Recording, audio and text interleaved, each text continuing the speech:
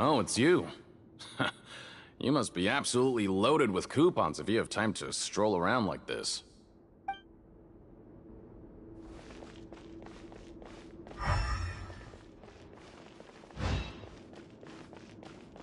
Time to show me what you got. Hey, what are these papers scattered all over the ground? Are they registration forms or something?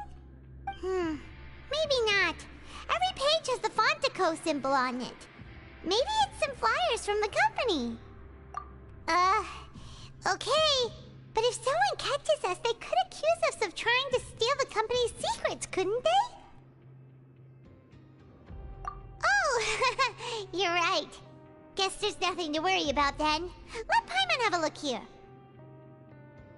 Without assistance from the Fontaine Research Institute, development of the new product has been slow, and some researchers on the project have voiced concerns. We have no choice but to let the new product undergo the first phase of promotional trials without a designated name or packaging. We will adjust the direction of future development according to feedback. We have decided to only conduct closed, small-scale trials for the time being. Sure doesn't seem like anything unusual. The company is just trying to develop some new products besides Fanta. But it sounds like things aren't going well at all. Let's put these papers back where we found them and make it look like nobody went through them. Okay, good.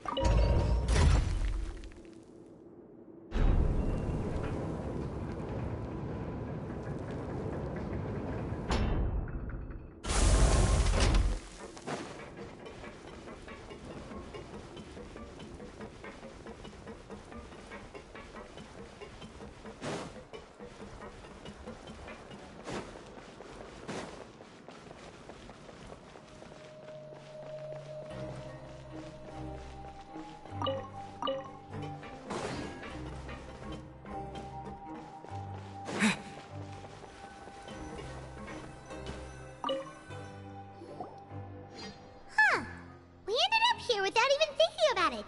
Want to grab something to eat?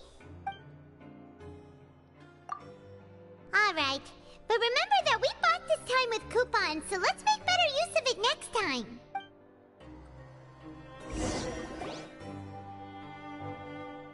Oh, just a regular meal set. Guess Paimon shouldn't get her hopes up. What would you like to do this afternoon?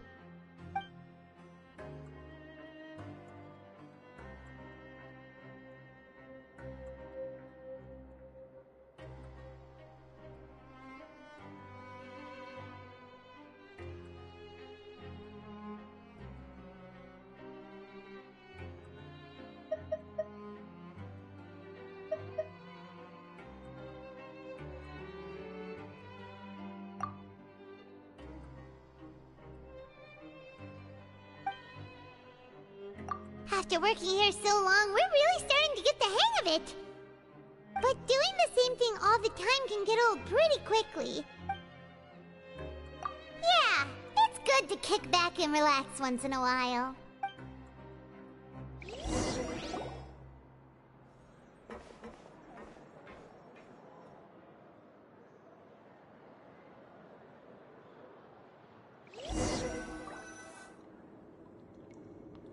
A mysterious box? A bottle of crimson liquid? Paimon still doesn't know what to make of it. Do you have any ideas, Traveler? Really? Then it looks like that part of the investigation led us nowhere. Well, maybe we'll have better luck tomorrow. Good night, Traveler.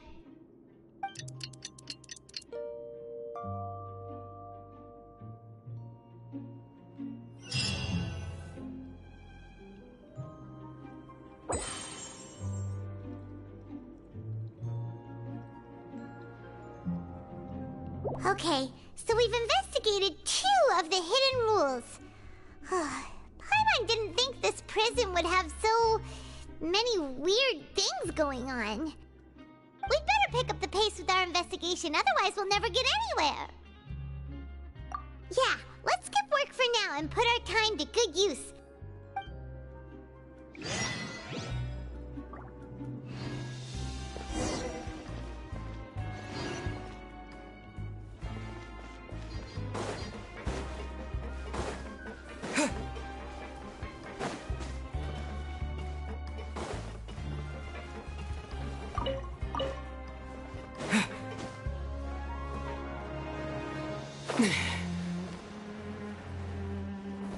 Hey, isn't that Vidoc over there? Huh. Is it just Paimon, or are there fewer people than usual here today? Always at your service. Ah. Seeing you at this time must mean you've already saved up a lot of credit coupons. Or at least enough to skip work. Seems you're getting into the swing of things around here. Impressive. Very impressive. So, now can you tell us about the hidden rules you know? If that's what you want to know, I guess you couldn't have come at a better time. Huh? What do you mean it's a good time? Leonid and those other pesky broke urchins have all gone to work in the production zone. I wouldn't want them listening in without paying up. We get it, just tell us already! So, you know those pipes that make strange sounds? Don't ever, ever go near them at night. Even if you manage to avoid the guards, you might find something even more terrible there. Something even more terrible? Like what? A group of cannibals. Cannibals? In the Fortress of Meripede? Every month, they meet a few times in the dead of night. Rumor has it they might be connected to the people that have disappeared here. But what's even scarier is that they have a special proclivity.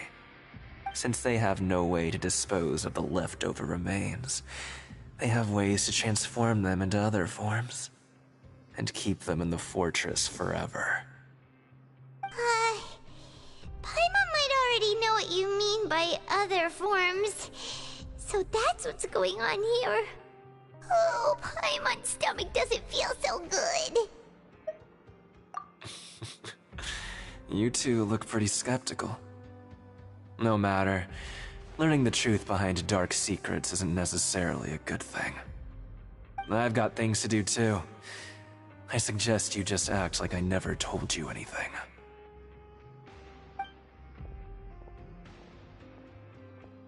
Traveler, can we just trust him on this one?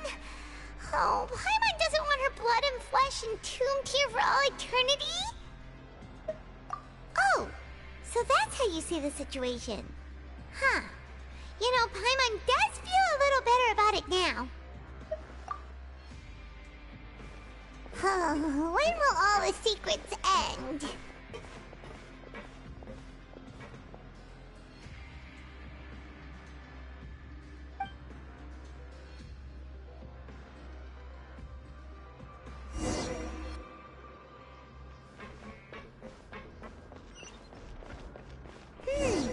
Vidoc isn't here. But the guys who went to work in the morning are back. Let's go ask them! What are you talking about? Listen, you should keep your nose out of other people's business. What? What are you saying? You shouldn't go around saying stuff like that.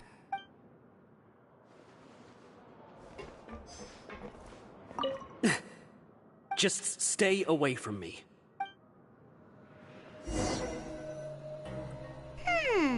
Their attitude sure is suspicious. Like they're trying to avoid us.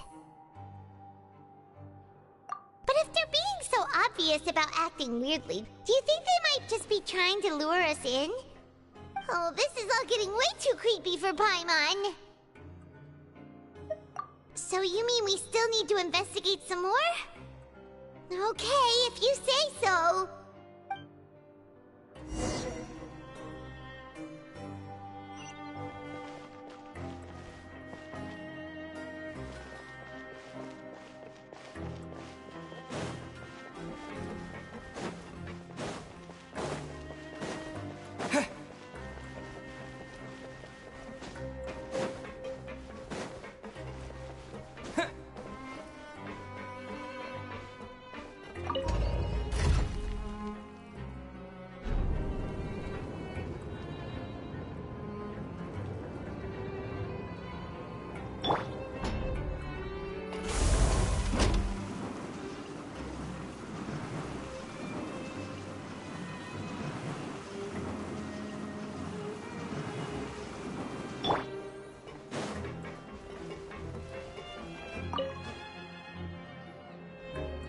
Fielding? What do you want? Criminals like you ought to be working right now. Catch my drift. We just want to ask you a simple question. Have you ever discovered anything odd during your nighttime patrols? Why are you asking about something like that? Whatever happens at night isn't your concern. All you need to worry about is getting enough sleep.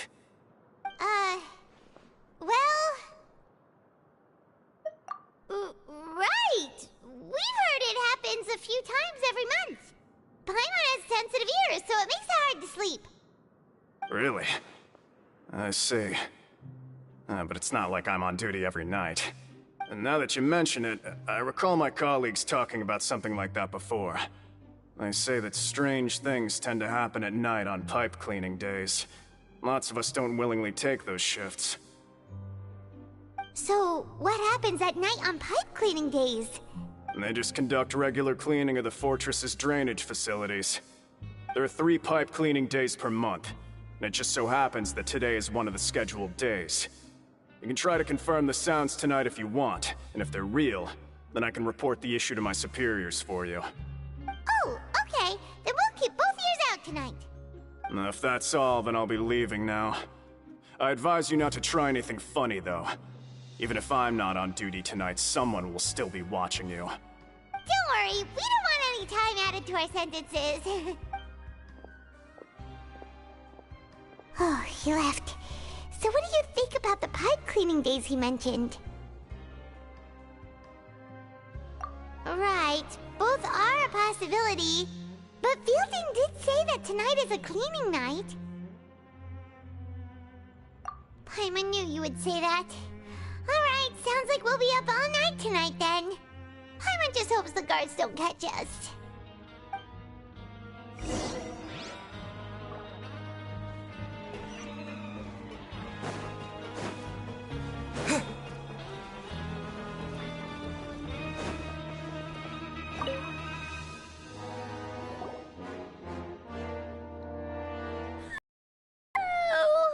I'm so tired. But we can't sleep yet. They'll be cleaning the pipes tonight, so it's the perfect chance for us to investigate. Whatever. Just be sure to wake Paimon if she dozes off. Paimon's worried something might happen if you go alone. Huh? Traveler? Did you fall asleep already?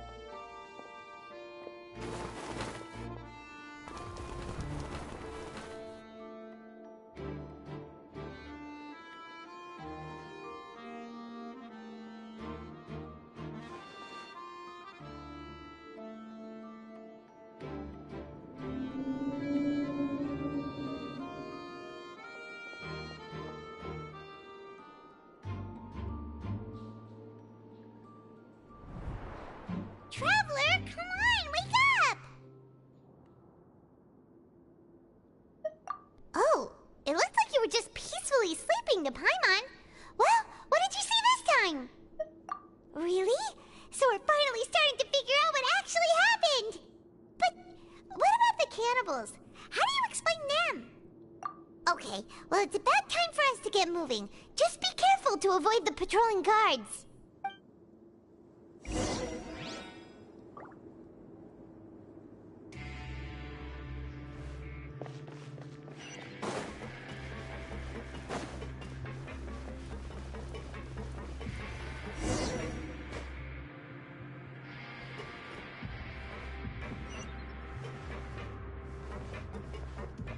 Shh! Careful! We'll get in trouble if the guards catch us!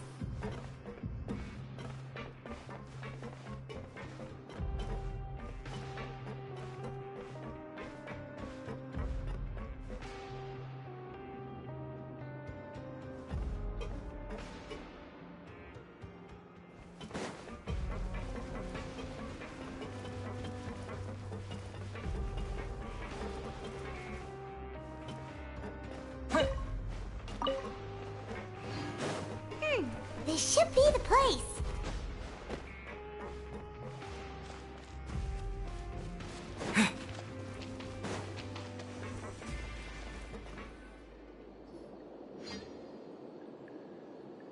What? I know you. You were the ones we saw. Huh. You've got guts showing up here. You know who we are, right? You'd better leave now. Ain't nobody coming here to save you. What'd you say? Yeah, so what if they were? If you push us, we can make those rumors a reality at any time. Hey, what's the point of all those rumors anyway? What exactly are you trying to do? I don't have to tell you anything. If you turn around, go back to the dormitories, and act like you never saw anything, then I'll pretend that you never showed up here. Yeah, scram. Nothing worth seeing here. Huh? What did you say?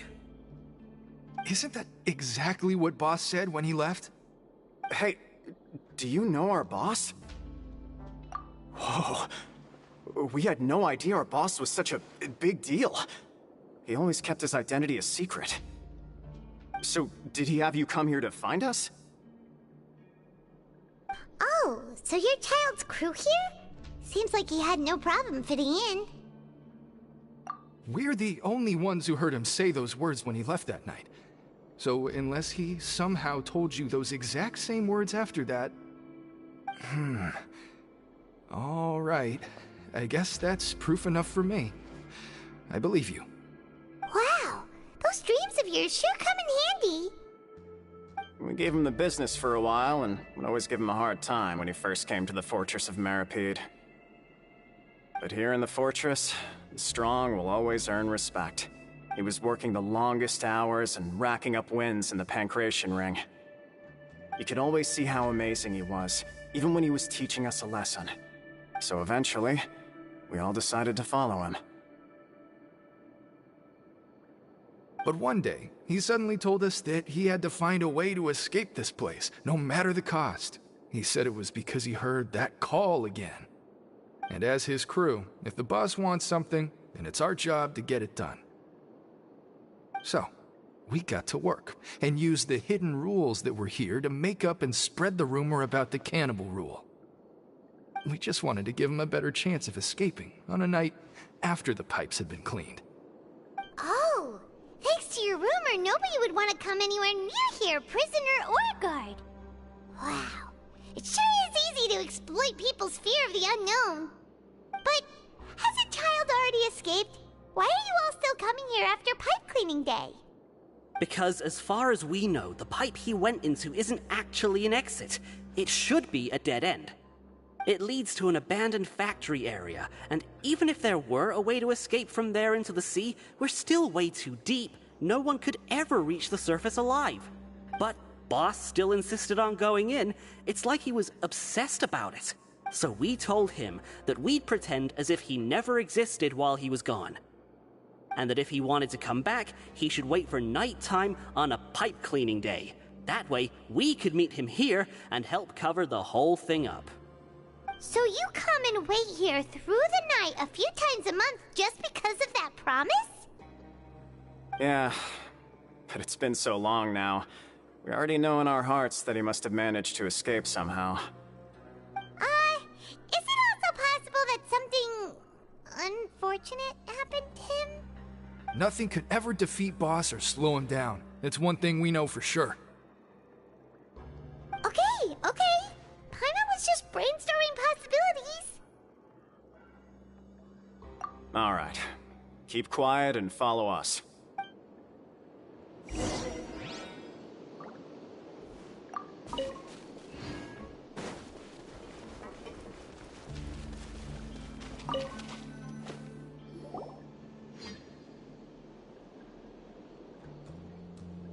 The way up from here has been sealed off. It's impossible to get through.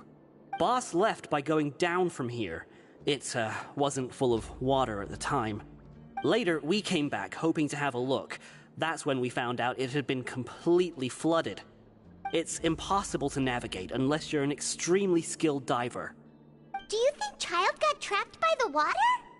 Not likely. We all know that Boss was an incredible swimmer. Really?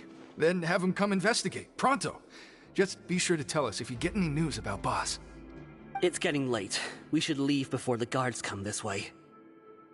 Yeah, we learned a lot about what happened to Child here. Let's get going!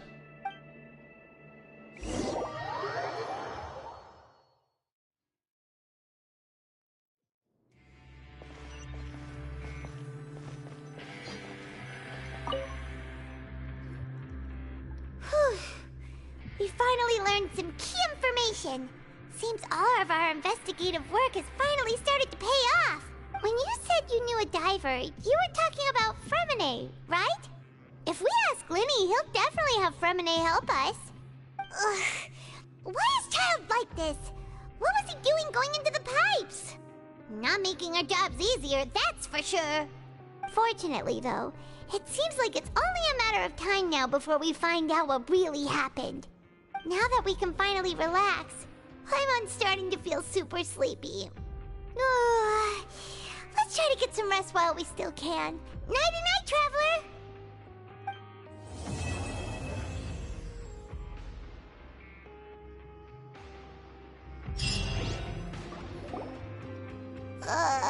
It's morning already? Oh, Paimon still needs more sleep. Huh? Wait, look over there! Isn't that...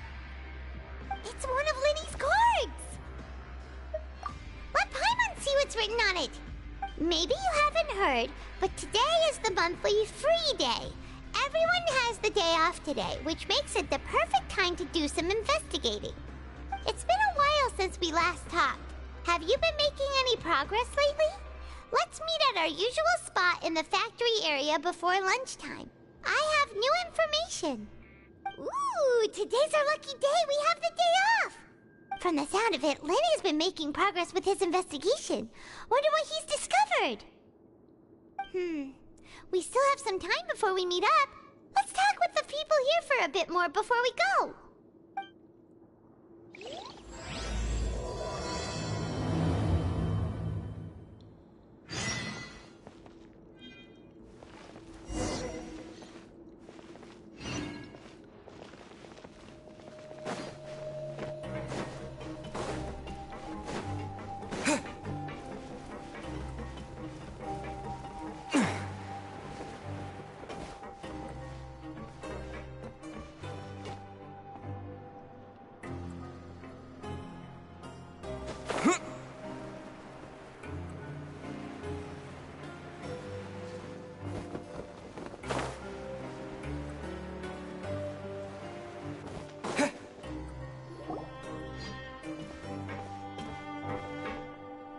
There's a group of people over there. Let's go listen in. So I said, that's not a faucet. Hey, who are you two? Why'd you come over all of a sudden? Oh, sorry for eavesdropping. Sounds like you were talking about something private. What's the matter? They're just looking to join in on our fun, that's all. Hey, don't pretend like it's okay for them to just interrupt us like that. Yeah, fine. You're lucky we don't mind extroverts that much. You hear that, Quisto? We're nice. Your expressions tell me you're looking to hear some juicy info, am I right? But before that, it just so happens that I know you two. Really? Are we that famous? You're kidding. How often does anyone get a personal tour led by His Grace himself? Practically everyone was talking about it. Word has it that you also caused quite the kerfuffle.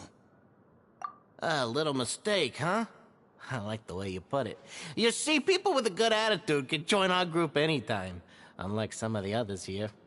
Your group? I'm Quisto, and this is Lavaroon. People usually call us the Bombshell Bros, but don't worry. We're not playing with bombs or anything.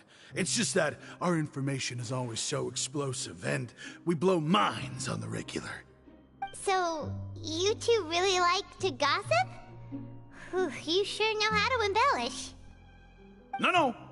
You don't get it. Knowing intelligence will make things better for you here. For example, knowing who's working with whom, who has the latest rumors, who's not getting along. Wouldn't you like to know all that? Whoa, all this info's worth something, you know? You should prove you're worthy of it. I don't mind him. Quisto's always this way. Just play nice and say something to massage his ego. The welfare meals. Talk about the welfare meals. Right. That meal we had yesterday was super delicious.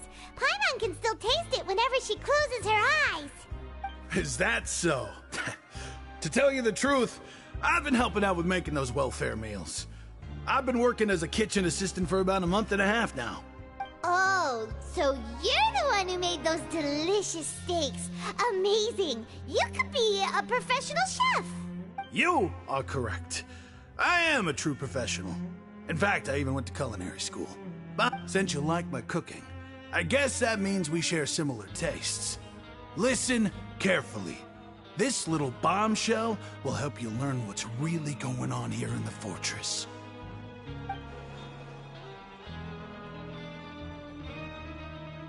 Listen, kids. The power structure within the fortress is quite complicated. The overworlders couldn't care less about us down here. We're basically dogs to them. You've already met the one person here you should never cross, the Duke, Risley. He knows more than you think. And if he doesn't care about something, then he often doesn't bother dealing with it. Those who have the Duke's attention get all kinds of special perks. Even better treatment in the infirmary.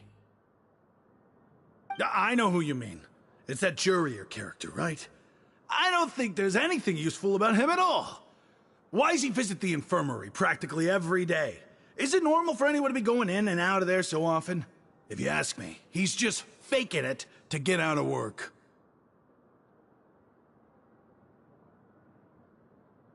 But did you know that Jurier was a talented researcher from the Fontaine Research Institute before he came here? There's no denying that.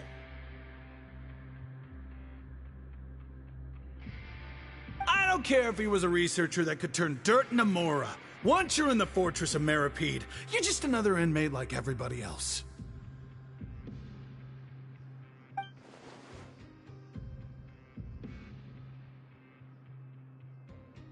Speaking of which, the last time I saw him, he was passing by in the corridor with Lorvine. I also heard they started arguing in the library and got into a fight, right? Guess that's just how terrible of a guy he is.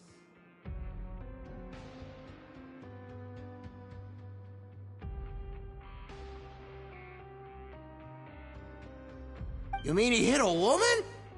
Wow, I never imagined he was that bad. But that Lorvine's also quite the odd one, you know?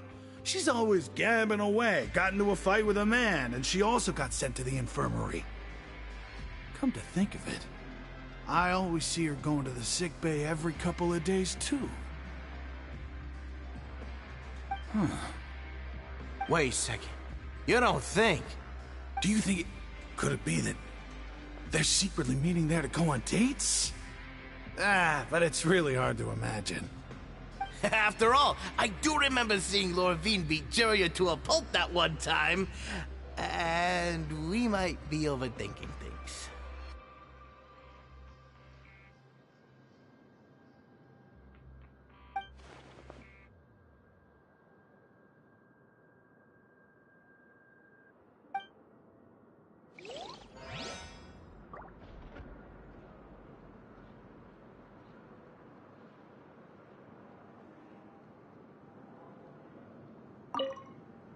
Is it really all right for us to talk about people behind their backs like this? That's just how it goes. Good gossip is still gossip. Yeah, I guess you're right. But wait, we're not just gossiping. This is legit information we're discussing here, right?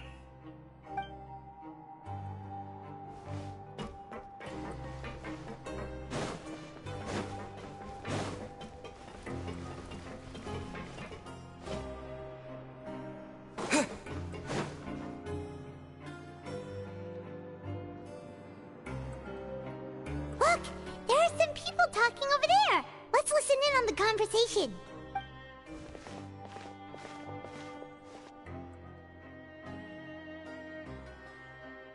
If you ask me, those pompous parasites on the surface act like they're all a bunch of aristocrats.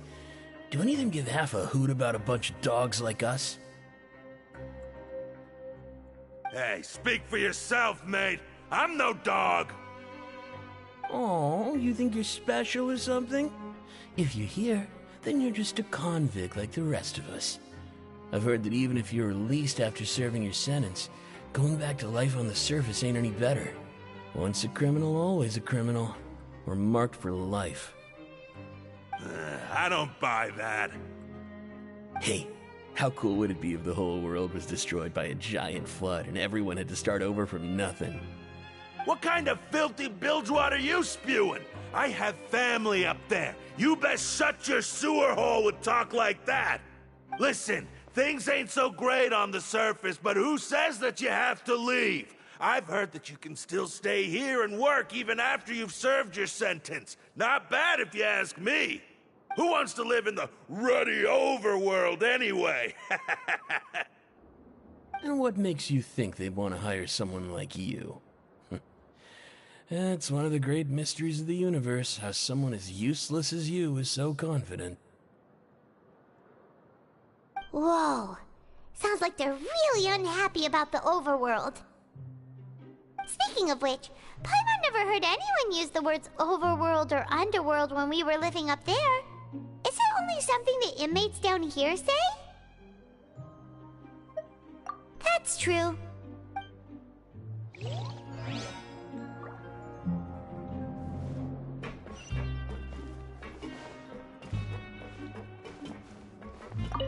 Anyway, I've already decided to stay here.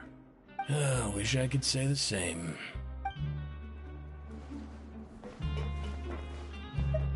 Anyway, I've already... Wish I could say the same.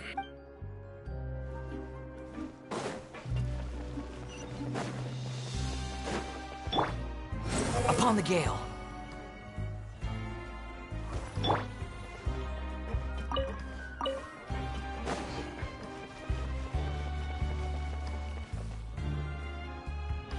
Hey, you over there? Yeah, you! Say, do you like playing card games? You know, like Genius Invocation TCG? You TCG players are like mint in the wild, literally sprouting up everywhere. Hey, come on now. What's wrong with finding fellow Invocation aficionados? Anyway, care to join me for a game? Alright. No pressure.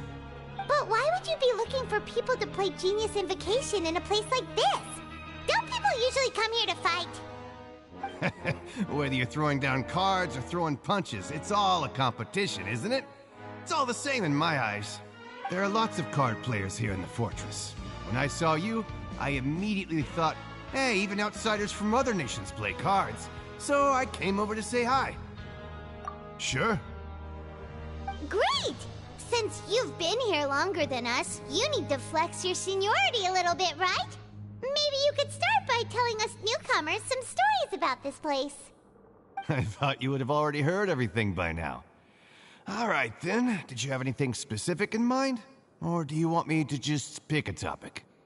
Why don't you pick? We'll let you know if we've heard it already. All right. Have you heard any strange rumors since you've arrived? Ben, did you know that there are some people who are always gossiping over in the corner? Yeah, so you've already met those two. They're quite a pair. They always keep an eye out for the latest happenings and gossip about everything. I've never seen anyone with more time on their hands. I heard that they used to be a chef and a bartender before they were sent down here. You know how bartenders are, always chatting with customers. And chefs love to pass the time just hanging out when they're not cooking.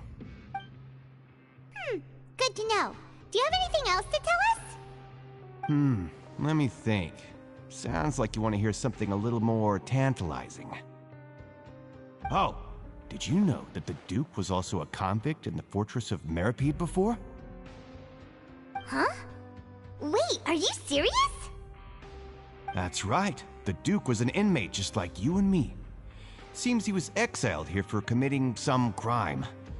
Who knows how he ended up rising up to become the warden, though. To go from an ordinary inmate to becoming the manager of the whole place?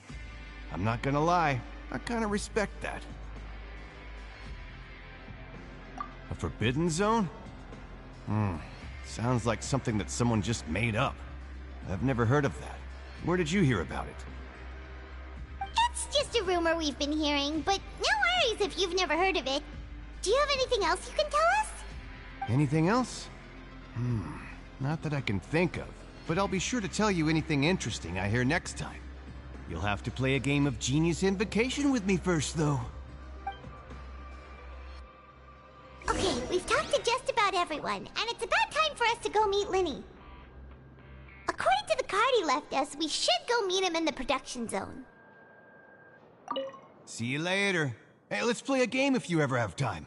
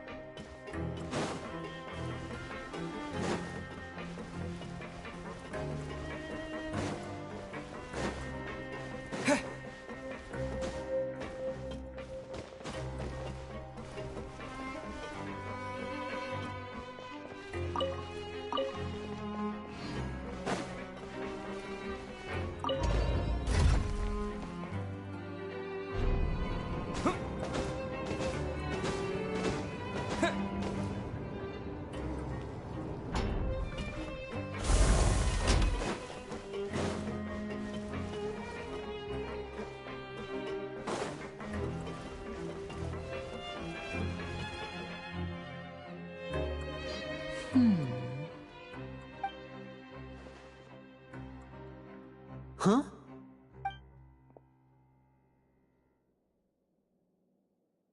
That look in your eyes.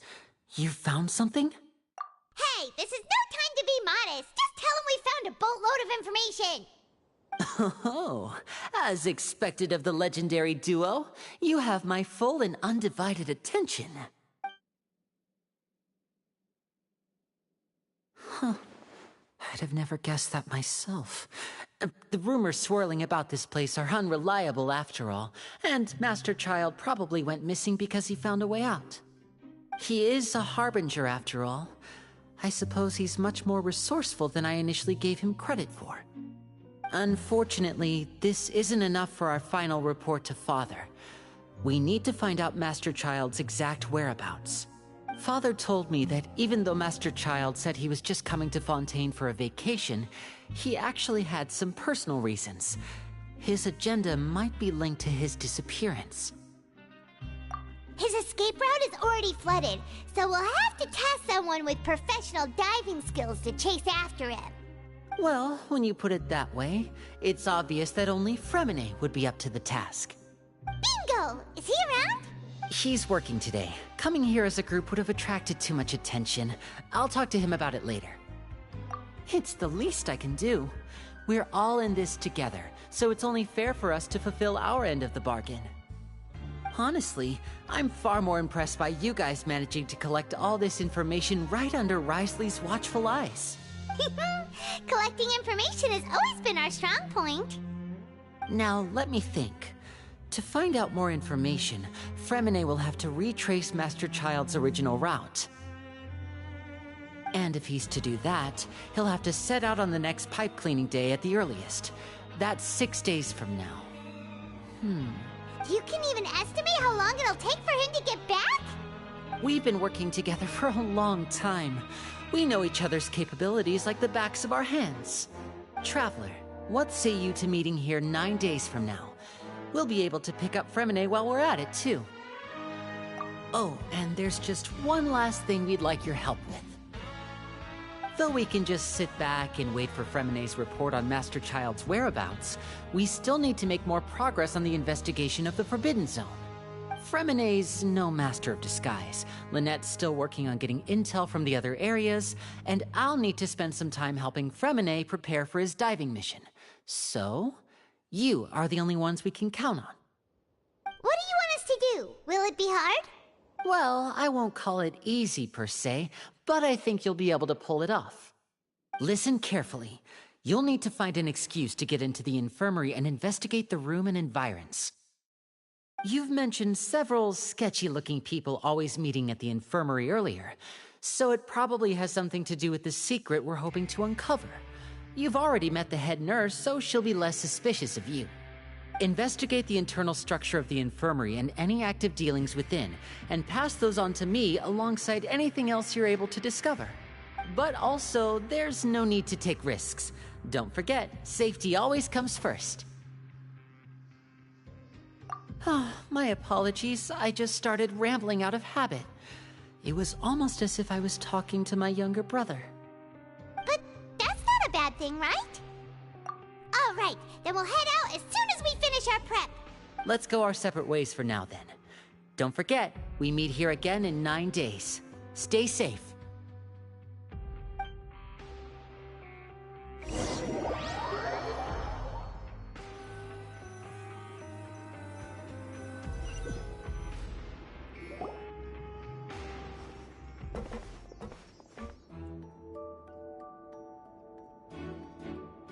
Hey, stay here for now. Paimon will take a peek. There seem to be several people inside.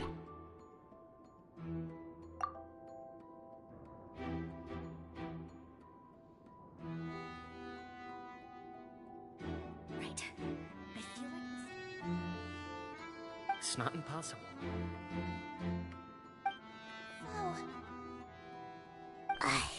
It's a bit hard to understand them from here, so why don't we just try to talk to them in person? Let's go as soon as you're ready.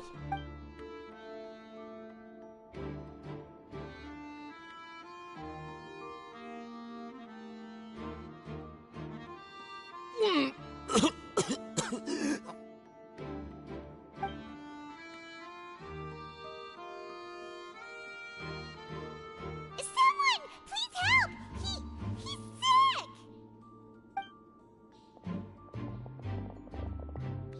Whoa, are you okay? Oh my! What's wrong, little one? There's no need to panic. Take a deep breath before you begin. The traveler started complaining of a stomachache, and then nausea, and then collapsed onto the ground. Paimon doesn't know what to do. Freezing limbs, twitching fingers, and pale complexion. Could it be poison? Let me take a look. Please, lie down over here. Don't worry, I'll get you to the bed safely. Here, hold on to my shoulder and walk slowly.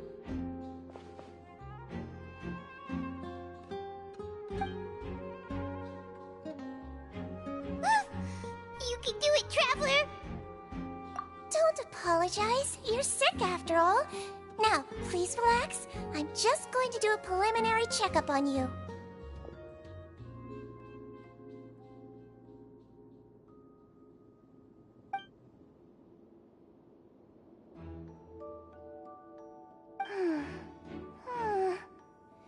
I see now.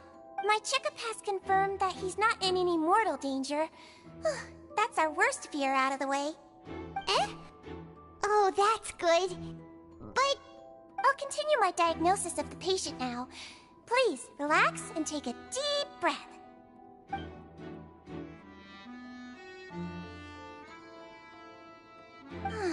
Don't sense serious damage to your organs either. Does it hurt when I press here? And here? Based on my initial checkup, there shouldn't be a problem here. Oh, how strange. What about here? Does this hurt? Oh, I understand. So that's what it is. I think you just ate something that disagreed with you. That's all. Nothing too serious. Outside of a pretty bad stomachache when it decides to act up. So that's what it is. Thank goodness it's not anything more serious. And there have been other inmates complaining about the food recently. I'll inform our head chef, Mr. Woolsey, of this problem as soon as possible. Congratulations! The health risk is incredibly low, so you should recover within a couple days. Why don't you take a rest here while I go get some medicine for you? Miss Levine, I'll have to trouble you to help me look after this new patient while I'm gone. Very well. And she hopped away just like that.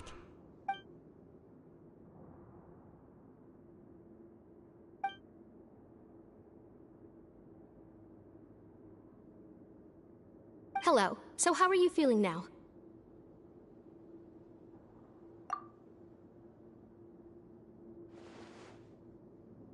His stomach ache's really bad. He was stumbling about the whole way here, so Paimon's really worried.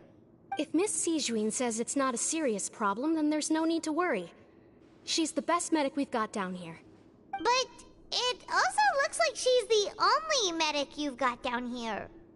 Well, that's true. What do you mean, that's true? That's really misrepresenting the situation. Of course I can't speak for the whole fortress, but it's not like everyone imprisoned here is useless, you know? Though they may have committed crimes and gotten locked up here as a result, they still know a thing or two about medicine, and they help Miss Sishuin take care of the sick and injured. Yeah, you're right. But did you have to lecture me about it in front of another patient? Aren't you a patient too? Where did all your energy come from?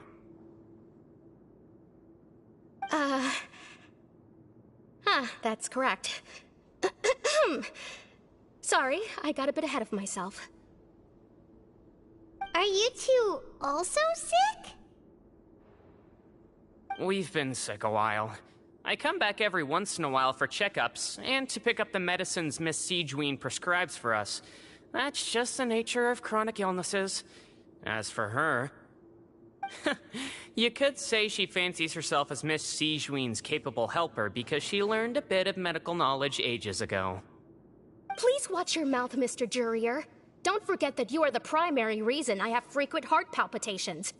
Hey, don't start arguing now! Please, keep it civil at least.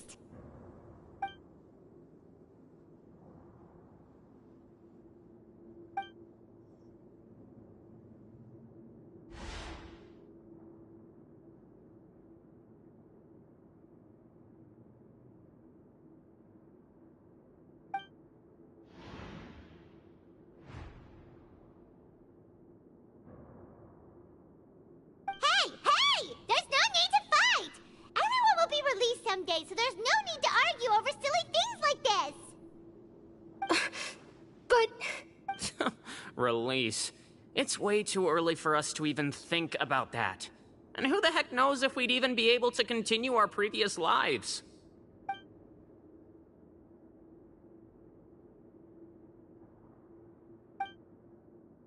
Please allow me to end this boring and useless conversation.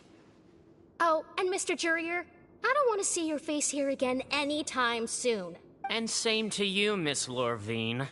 Anyway, that was more than enough rest for me, so I'm going to get out of this excessively noisy place. See you later, everyone.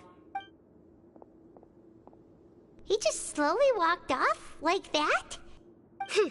That's just what he's like. I'm sorry you had to see all of that. I'm Lorvine, and that's... Well, his name is Jurier, but I hope you'll never have cause to remember his name. You really can't stand him, huh? I mean, can you blame me? Who would like someone who's as arrogant and obsessed with weird research topics as he is? But there's no need to keep dwelling on him. I'll accompany you two for a while. Miss Zishwin should be back soon, and I'm sure you'll feel better as soon as you've had some of her medicine. No, it's nothing. I'm back! Did you rest like you promised? Thank you for getting our medicine, Miss Zishwin. Did you all cooperate with your bed rest? I trust that nobody got up to walk around. Good. Here, this should be 2 days' worth of medicine for you. Take 1 pill now, and then continue your bed rest.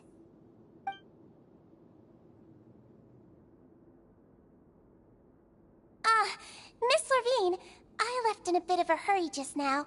Do you still remember if we discussed the color of the pill that you should be taking today? I remember. You said it should be yellow.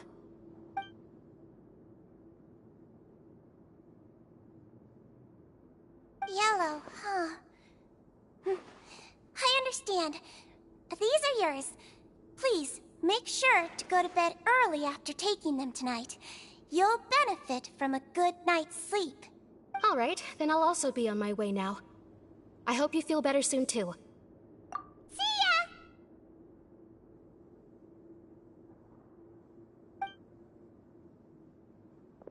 I'm going to fill out your medical record now. You're widely known as the Traveler, right? I just want to double-check a few details, if that's all right with you. Those two made quite the commotion just now, so why don't we let the Traveler rest? Paimon can answer the questions instead. So his primary symptoms are abdominal pain with secondary symptoms of nausea. Is there anything else? That's it. All right then. Is there anything we should know besides to take the meds? No, his base constitution is quite good, so I'm sure he'll recover quite quickly after taking the medicine. Please, make sure to stick to bland or less stimulating foods, and don't stay up too late at night. Got it. Paimon will hold the Traveler to that for sure.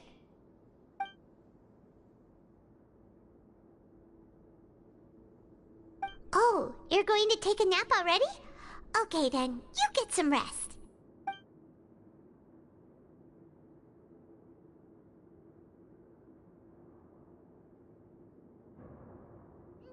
We've been to lots of places together.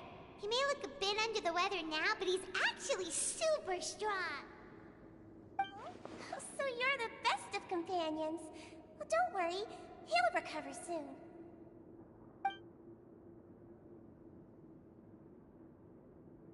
You're awake. How do you feel? You slept for a really long time, but we never left. Well, now you can go back without a worry in the world. Remember to take your meds regularly, and remember bland foods. Thank you, Miss Zishwin.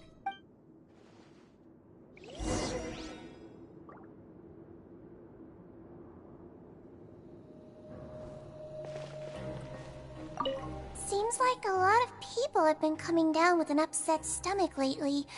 I'll need to address that.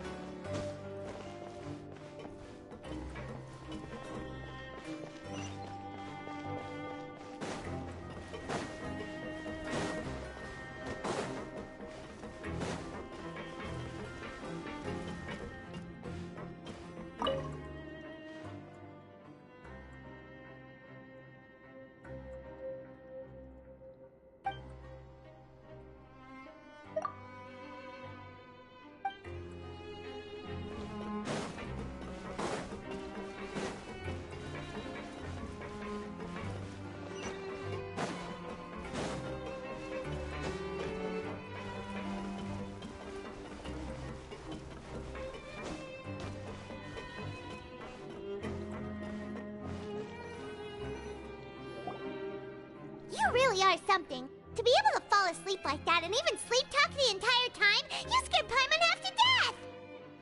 No, but you kept mumbling things along the lines of, Pyron, don't take my grilled fish, and put down the Adeptus Temptation now! Sijwin the entire time you were asleep.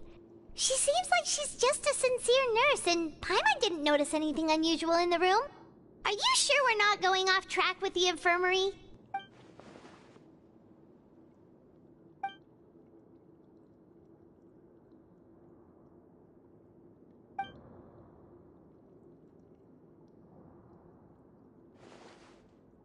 Whoa! You really are super thorough! All those tiny little suspicious things that Paimon didn't even pick up on! We've gotta give the info to Linny!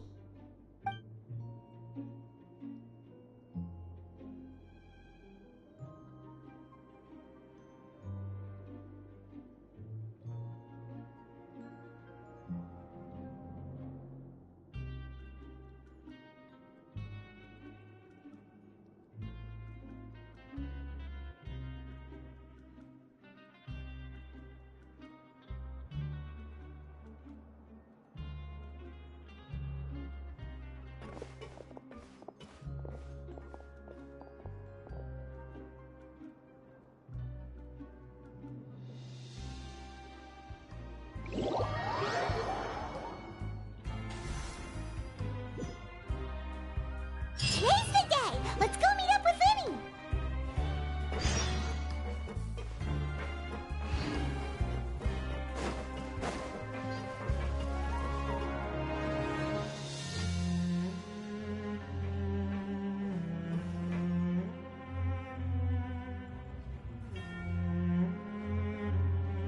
Oh! Hmm?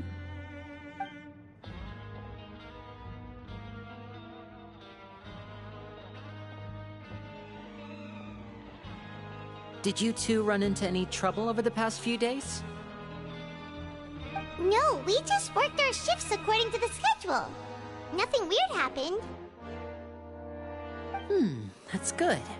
That means you didn't raise any suspicions when you infiltrated the infirmary.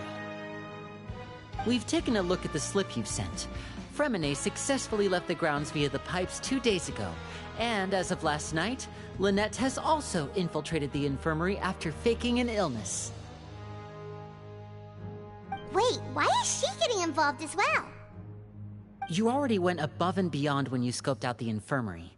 To put it more bluntly, even if we were to view that as something you did in exchange for Fremine's help, you've already done more than enough. Infiltrating a guarded stronghold is a different kind of job from a one-off investigation. We want to avoid using the same faces over and over and reduce the amount of suspicion that will fall on any given person. Lynette also felt like you have already taken the first step for us, so she should be the one to finish the job. So that's what Lynette thinks. Oh, Paimon hopes everything's going well for her. Perhaps that's true. You are both very good people, and we've come to appreciate that more than anyone else. Unfortunately, there's still one thing that could get between us, lest you've forgotten. The matter of our respective loyalties. You've mentioned before that you've had some run-ins with the Fatui. I can understand that feeling, so I assume you're just helping us out of the kindness of your hearts? Well, everyone could use some more friends. We'll be counting on you to help us in the future, too. Since I see you as friends, then it's even more important for us to protect you from any peril. Fremine and Lynette feel the same way. Glad to hear it. Then, let's go check on Lynette before Fremine returns. If everything went well, then she should be wrapping up her investigation right about now. Is now really a good time to go over? According to my observations, Sijwin always spends around half an hour away from the infirmary right before lunch. Lynette knows this as well, so this should be a good time to meet up with her. Also, I'm her brother, remember? It's only natural for an older brother to care about his younger sister's well-being. Okay, then let's head over right away!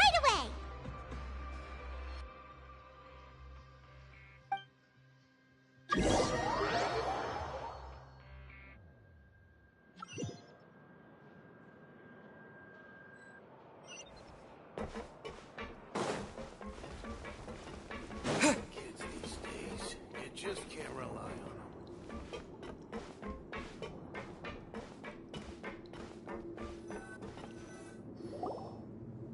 Lynette should be here right now. Huh. Strange. Lynette?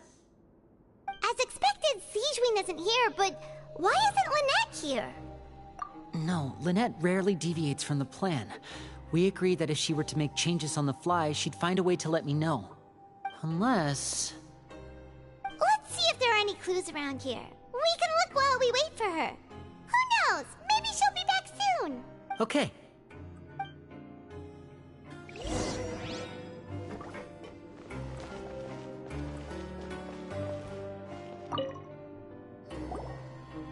None of the beds have any signs of having been slept in. Except that one over there. That's the one Lynette must have used, right? You said she was pretending to be sick. Mm-hmm. She would have said her migraine was having a particularly bad flare-up. Generally speaking, the head nurse would then ask her to lie down and rest while she left to retrieve the medication. Which means either the head nurse didn't return the entire time from when Lynette laid down up until she left the bed, or the nurse intentionally left it this way.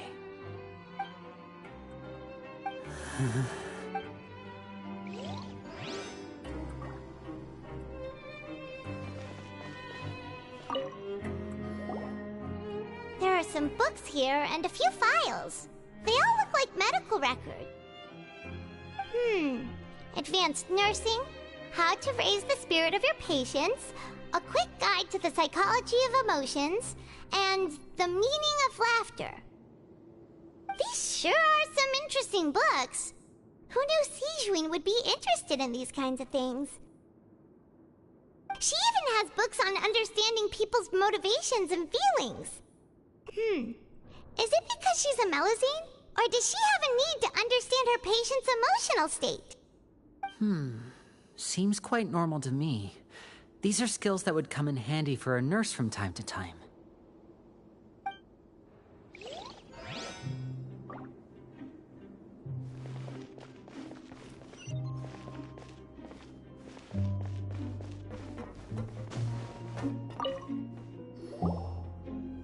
Ah, this is it! We saw it before! Wait, this thing? It doesn't look like it's been disguised that well. The space behind it is empty. From its size, I don't think it's an entrance that is meant to be taken apart. There's probably a mechanism around here somewhere. Could Lynette have tried to get inside? But if that's the case, she would have contacted me for sure. Let's look around here for some more clues. Don't panic, just take another look.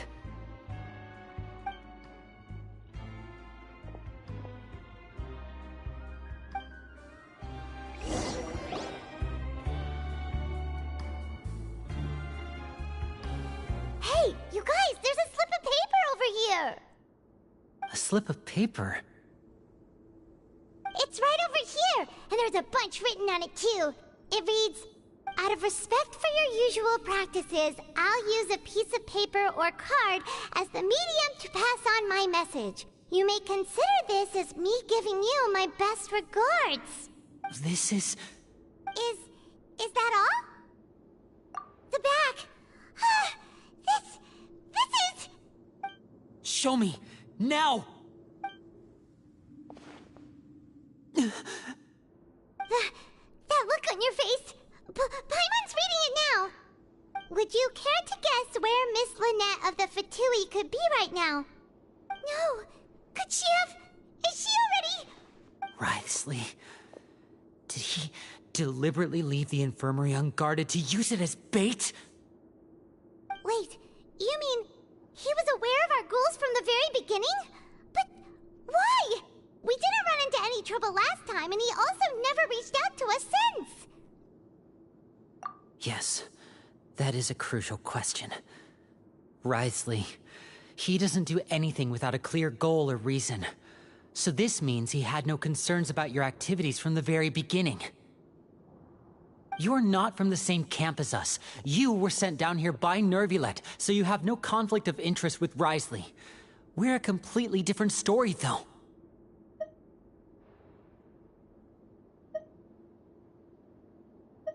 I'd like to know that too. Why did he only go after her? Don't panic, just think everything over. I have to stay calm. This is not like what happened last time. The situation's different now.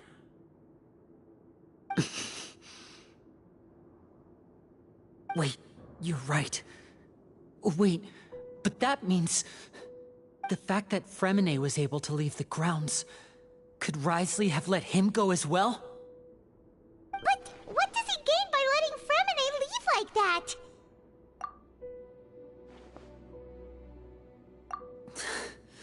So he's challenging me and trying to provoke me, I'm sure of it. We never should have sent out Fremine. We had to go through all that trouble to find an opening to sneak him around the guards and into the pipe, and we even thought luck was on our side. If Wriothesley let him leave on purpose, then he's probably in a terrible spot now as well. Lenny's getting more and more panicked. We have to calm him down. Don't be like this, Lenny. Fremine wouldn't have left if we hadn't told you about Child. That was our fault. No. I'm the leader of this operation, and I'm the one responsible for this team. I was the one who failed to protect them. I'll go talk to Wriothesley. Hey, don't be reckless! Traveler, please, talk some sense into him! I simply cannot allow Lynette to be abducted again.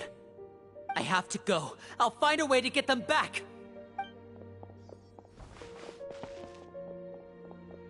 He's rushed out the door! After him!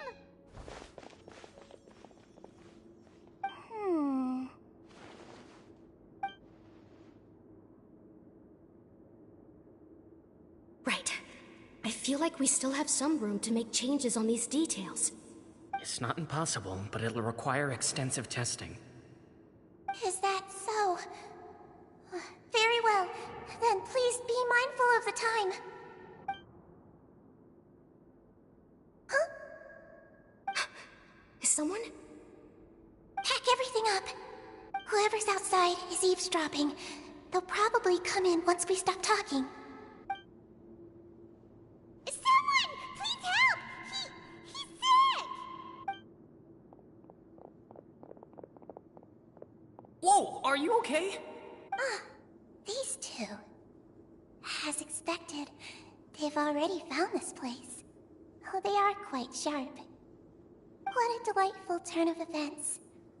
I like smart people, but I also like playing dumb. I like the feeling of being trusted. Oh my! What's wrong, little one? There's no need to panic. Take a deep breath before you begin. Being able to read human expressions is quite the useful skill. Lenny! Wait! It's no use. We have to catch up to him. He's already out of sight. How is he so fast? Let's go head him off at Wriothesley's office.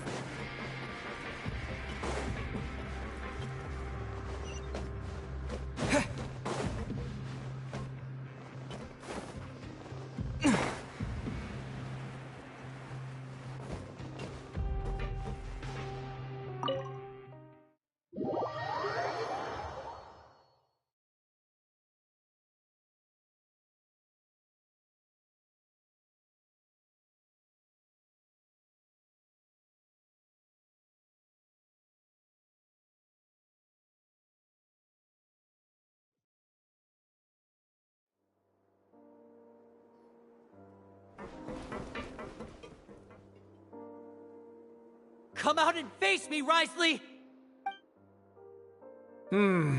Aren't we at an administrative office space? Why don't you at least try to follow even a couple rules from the fortress's indoor management regulations? What did you do to my sister? I ran into the young miss at the infirmary. I'd heard that she was suffering from quite the migraine, so I decided to invite her over for a cup of tea. I do have some teas in my collection that can work wonders against such an illness. Stop joking around! Where did you take my siblings? I have also heard that your performances are quite the spectacle. Miss Lynette would sometimes enter a box filled with water, only to emerge the next second from another place altogether. Maybe she'll appear behind you right now if you were to turn your head. Is he trying to trick me into turning my head? No, he's probably not looking to attack me right now. All of the hostages are in his hands, and he's even in the mood for small talk. That means Lynette is probably still alive. You knew we were investigating the infirmary from the start, so you deliberately aroused the Traveler's suspicions and baited us into continuing our investigation, just so that you'd be able to kidnap Lynette. As for Fremine, no, you probably didn't even interfere with Child's escape. You let him go, so you could purge the Fatui members that we had planted into your ranks. There was no need to do so. The Fortress of Meripede is a pretty pleasant place. Most people enjoy their lives here. The only ones who act differently are those with personal agendas.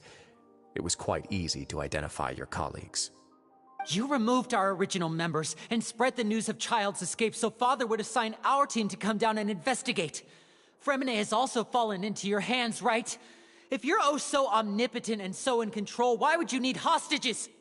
One correction. Lynette is in my hands right now, but Fremine is not. He's not.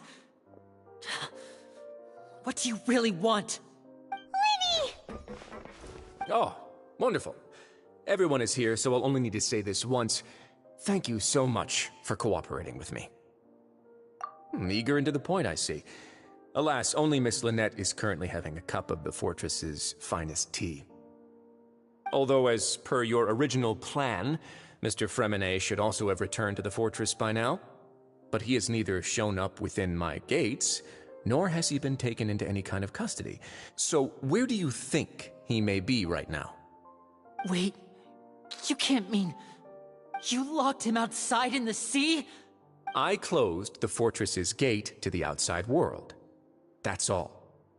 Fremine's a star diver, so he should be fine, right? No, we're still here, so he definitely tried to find a way to come back for us. So we can't assume he might have made a break for the surface. But why would I do this, you may be asking? To have an audience with you, of course. My intel tells me that Mr. Linney is a great magician, so it's only natural for me to want to have some cards of my own when it comes to negotiating. Besides, I do recall you mentioning to Miss Lynette that you've always wanted to have a face-to-face meeting with the Lord of the Fortress of Meripede, regardless of whether it was in a personal or a professional capacity. Well, you got your wish. So, you've been keeping tabs on us before we even set foot in the fortress. Some of my folks just happened to hear a thing or two, that's all. In any case, I will be straight with you. I was willing to play dumb and turn a blind eye, so we had a pleasant few days playing games together here. But once you started focusing on the Forbidden Zone, all of that changed. Mr. Linney, the cards are stacked against you right now. Miss Lynette is in my hands, and Mr. Fremine is still slowly being pickled out there in the brine. You know just as well as I that he cannot last out there forever. You need do but one thing to guarantee their safety. I would like you to contact your superior, and ideally invite her over for a cup of tea with me. You want to see Father? But why should she bother giving you an audience? Well, if she cares for the well-being of her dearest children, she should have plenty of motivation to join me for a parents' evening. I've heard that the bonds between the members of the House of the Hearth are like the bonds of family. I don't see why she would refuse. Why did you think Father sent us to handle the Fortress of Meripede? This place is basically a no-man's land. It wouldn't be fitting for anyone as important as a harbinger like Father to come here in person. Oh, I see. So it's because she doesn't care for my place here. That's such a shame. After all, I've amassed quite the tea collection. I was looking forward to sharing it with her.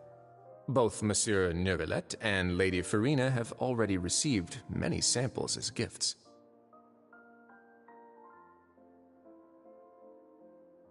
Was this the extent of your master plan to get to Father? No matter how much pressure you may put on me, I won't allow you to use us to blackmail her. You people really are difficult to get along with. All I'm asking for is a face-to-face conversation. Does she truly have no interest in the fortress's secret? Mr. Linney, you have one last chance to invite your father here. If you refuse... Instead of asking why I'm doing this, why don't you try to see things from my perspective for a second?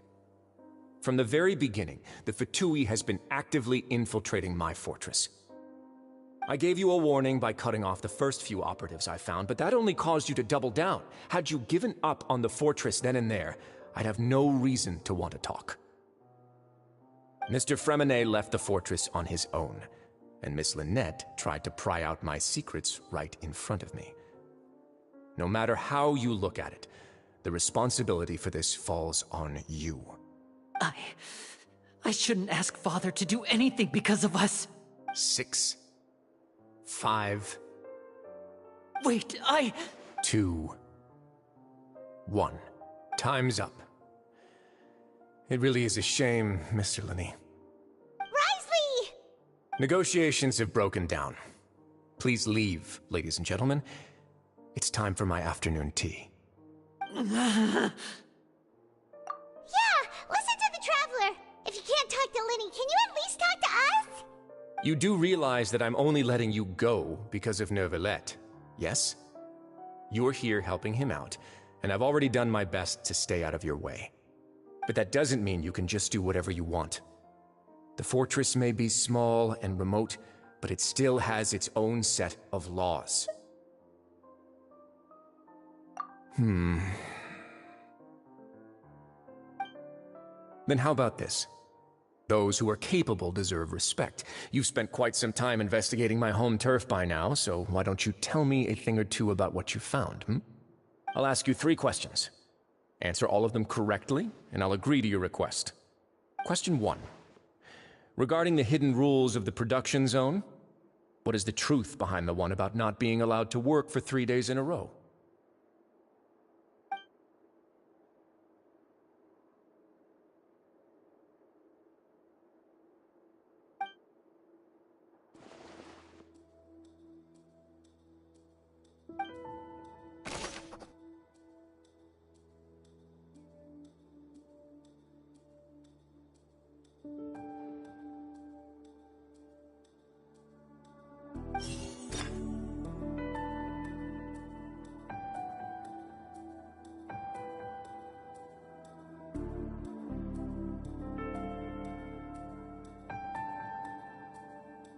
I've been told that the infirmary is always empty for the half hour just before lunch. But what could Sijuin be doing during that time?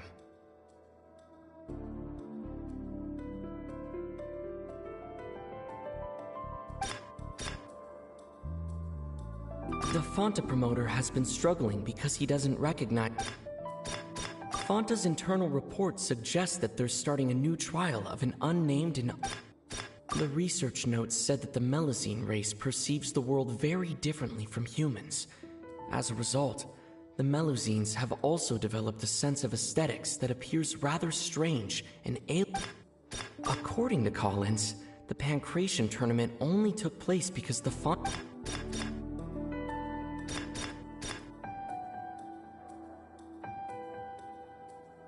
I've been told that the infirmary is always empty for the half hour just before lunch. The Fonta promoter has been struggling. We often see Miss Sijuin observing the prisoners at work near the production zone. It seems like she can perceive the general state of a person's health just by looking at them. Fonta's internal report suggests that they're starting...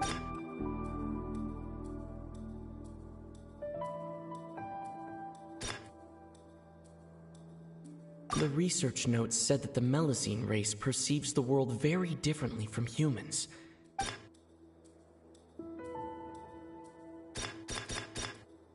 I've been told that the infirmary is always empty for the half hour just before lunch. But what could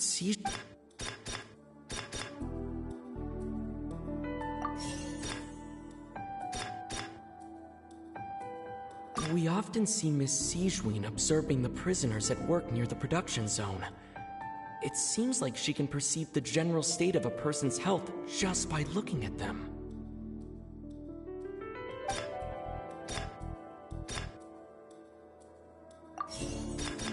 The research notes said that the Melazine race perceives the world very differently from humans. As a result, The Melusines have also developed a sense of aesthetics that appears rather strange and alien to humans.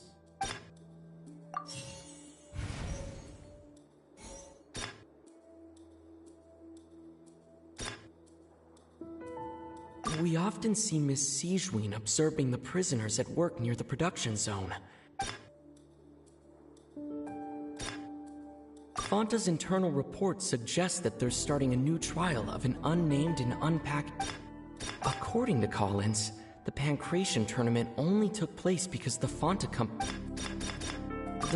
promoter has been struggling because he doesn't recognize the real value of coupons.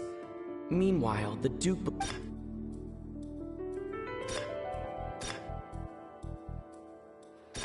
We often see Miss Sijween observing the prison...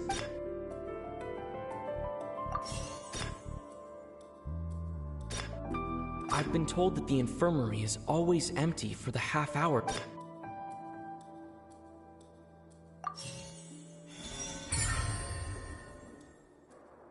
that's what's going on.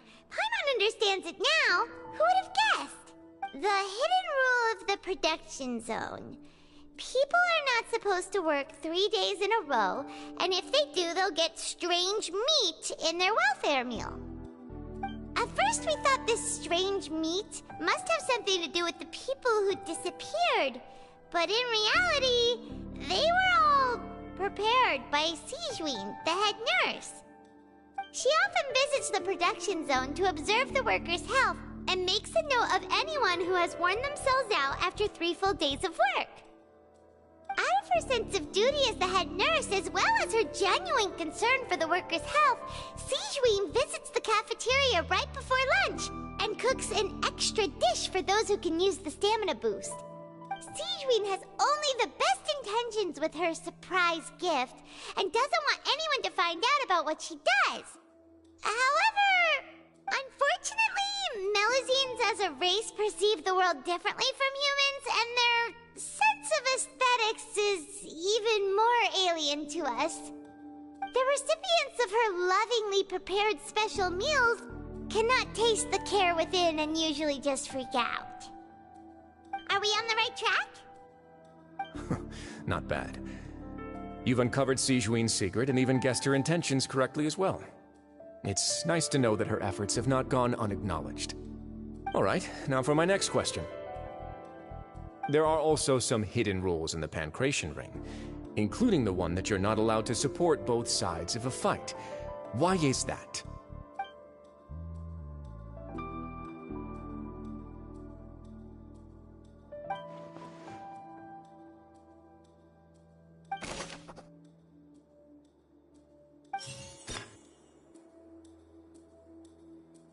I've been told that the infirmary is always... Fanta's internal report suggests that they're starting a new trial of an unnamed and unpackaged product. But the product...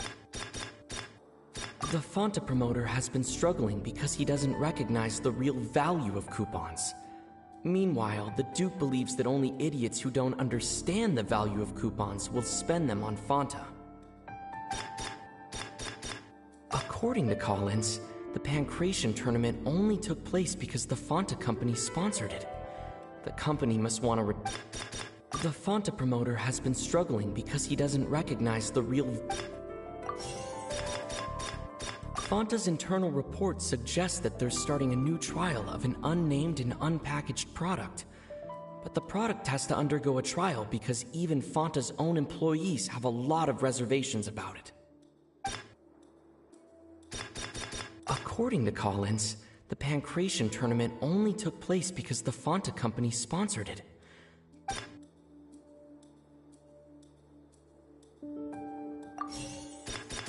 Fanta's internal report suggests...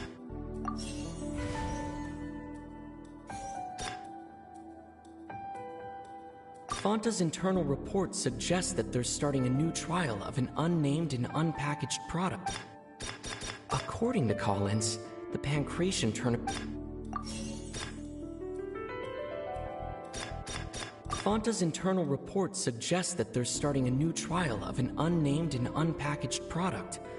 But the product has to undergo a trial because even Fanta's own employees have a lot of reservations about it.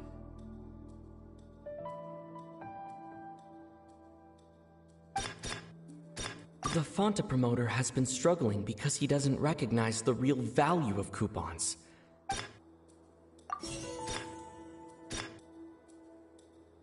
The Fanta promoter has been struggling because he doesn't recognize the real value of... According to Collins, the Pancration tournament only took place because...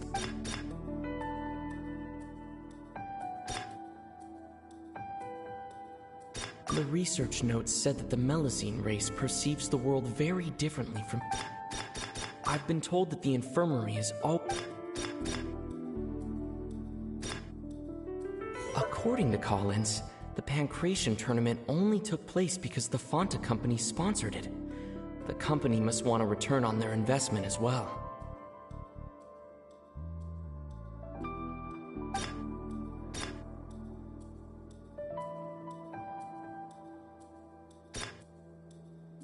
Fanta's internal report suggests that they're starting a new trial of an unnamed and unpackaged product.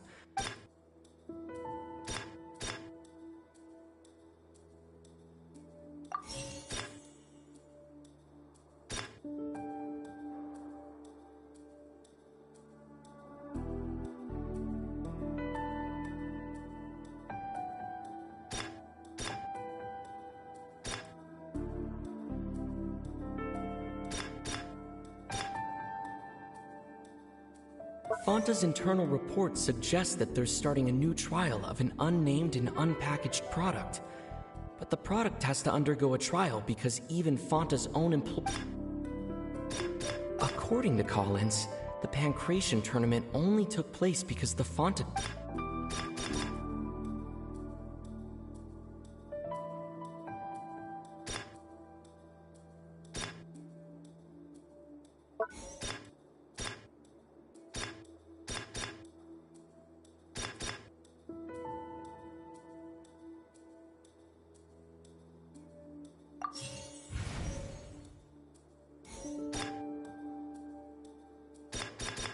According to Collins, the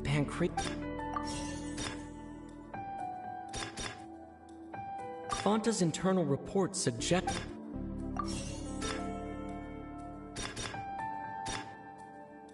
The Fanta promoter has been struggling because he does...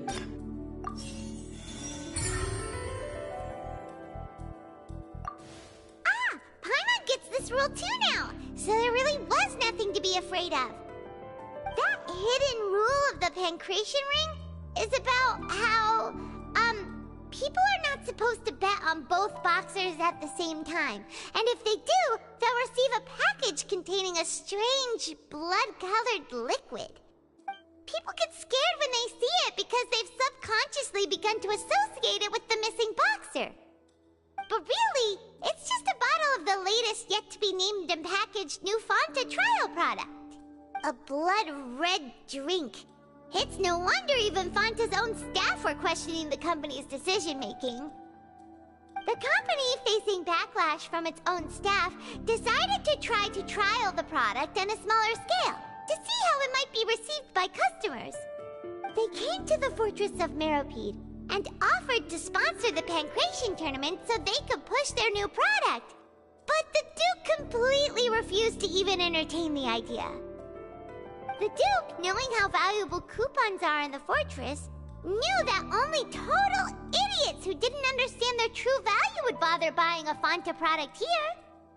And so, only those who proved their stupidity by being dumb enough to bet on two opposing sides of the same match were selected to receive the drinks. I acknowledge the effort you've put into bringing the truth of this mystery to light.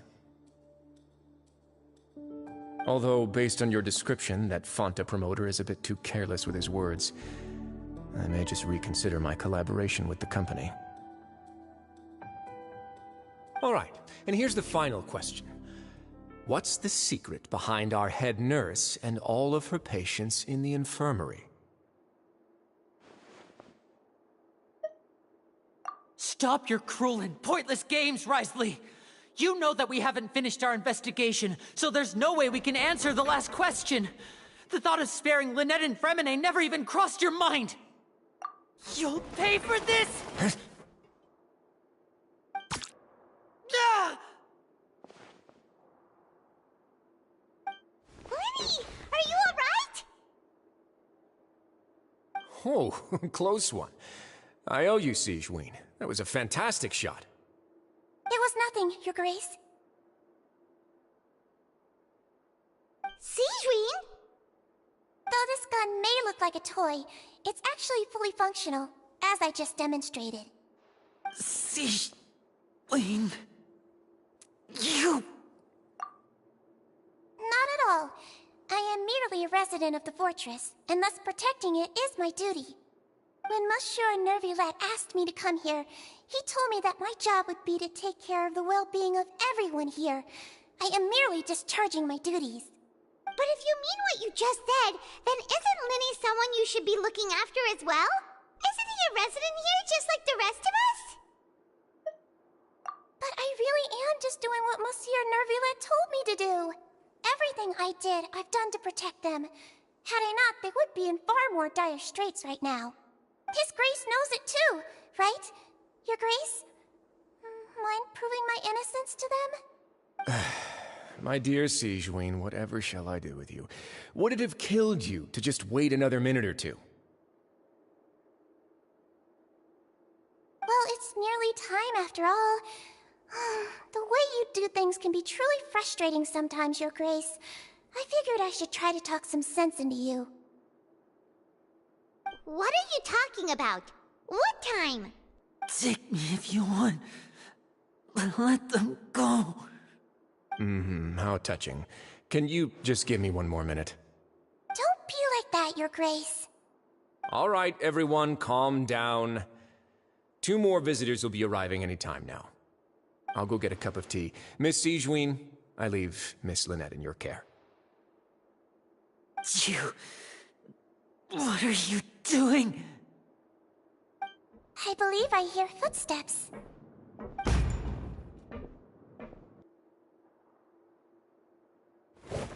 Some space, please. Ah, Miss Clarande. My door. Fremine... Fremine... What's going on? What is Clarande doing here? Work. I'm sorry about shooting you, Mr. Linney. The tranquilizing effect will begin to wear off soon. Please take it easy in the meantime, though. What happened to Fremine? Wasn't he diving just outside of the fortress? Why is he looking like this?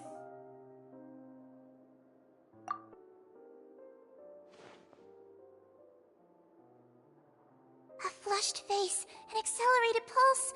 He must have consumed primordial seawater. What did you say? Please, make some space. I'll need to give Mr. Fremine a more thorough checkup. Your Grace, I'll leave the rest to you. I'll talk to Clarande while you get Fremine to where he needs to be. Everything else can wait.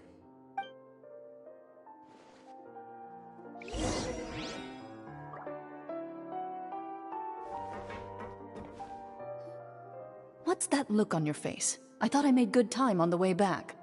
Oh, I'm just admiring your punctuality. Had you arrived just a few minutes later, Sigewinne may have been forced to shoot Mr. Linney again. How's the situation out there? The water has changed. It's pretty much as expected. The concentration of primordial seawater has increased significantly. I was only out there a short time, so it wasn't too bad. But if one were to stay for any significant amount of time...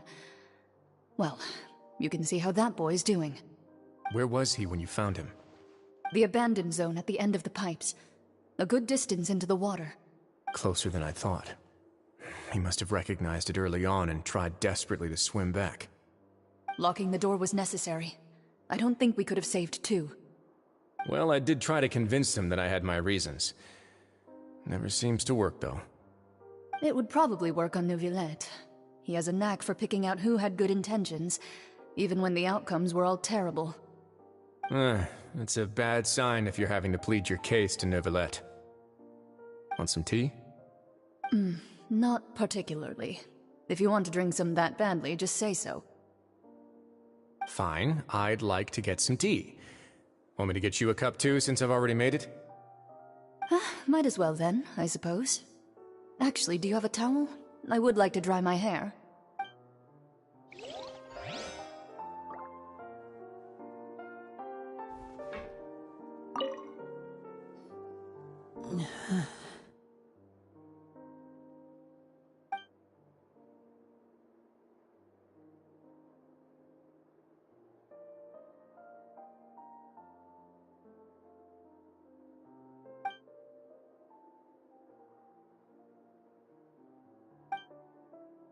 How is he? These symptoms are probably caused by an acute ingestion of a large amount of primordial seawater. Still, his condition is not critical. Of course, it would be best if he stayed for further observation. Let's leave him here for now, and move him to the infirmary once he's recovered a bit more. Sorry. I am aware that the infirmary may not be your favorite place in the world at the moment. We do only have a single clinic in the fortress, however. Why would he ingest a large amount of primordial seawater after leaving the fortress? How could that possibly happen? Please, look after Mr. Fremine for the moment. I'll go fetch some medicine and a respirator. Oh, I'll bring Miss Lynette back with me. Where is she? How is she right now? Oh, she just took a nap in an empty room after I tranquilized her. If my calculations are correct, she should also be waking up right around now. You might not believe me, but His Grace and I actually made some snacks and tea for her.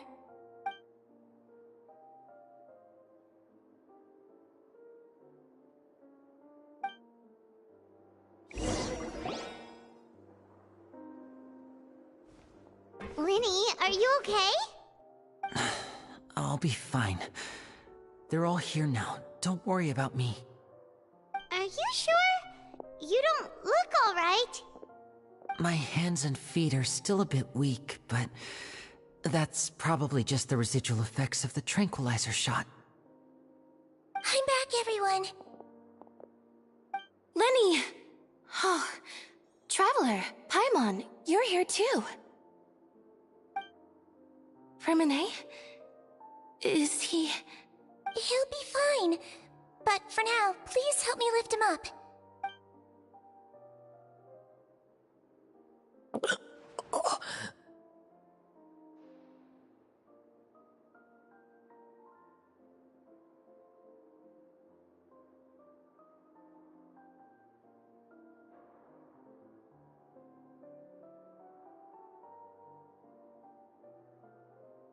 His breathing's beginning to slow down. Give me a hand and help me get him to the infirmary. Yeah, I'll take him from this side. Lynette, together? On it. Traveler, you seem pretty worried about him. Want to come with us? The Duke and Clarande are gone.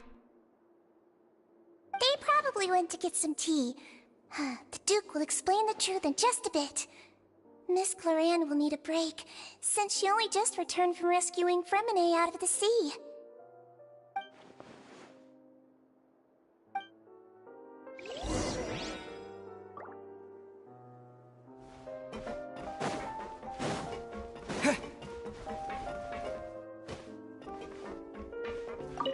Could I tempt you with some sugar for your tea? No need.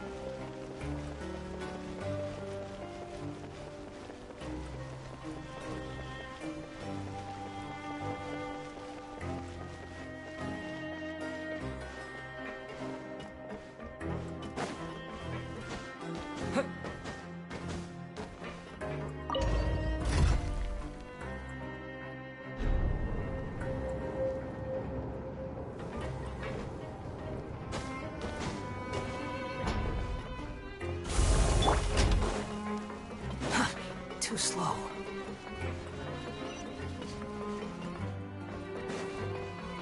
Quit following me.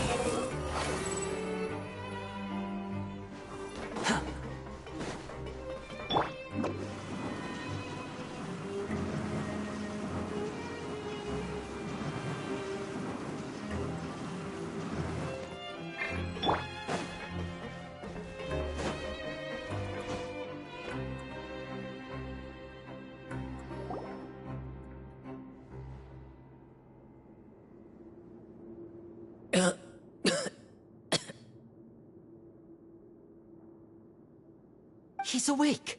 Fremine, how do you feel? Lenny. Lynette. We're all here. Where am I? The infirmary, at the Fortress of Meripede, Mr. Fremine, and you are no longer in any danger. How do you feel? Don't push yourself if you're not feeling up to it. Traveler. Paimon. It's been so long. The sea. There's something wrong with the seawater.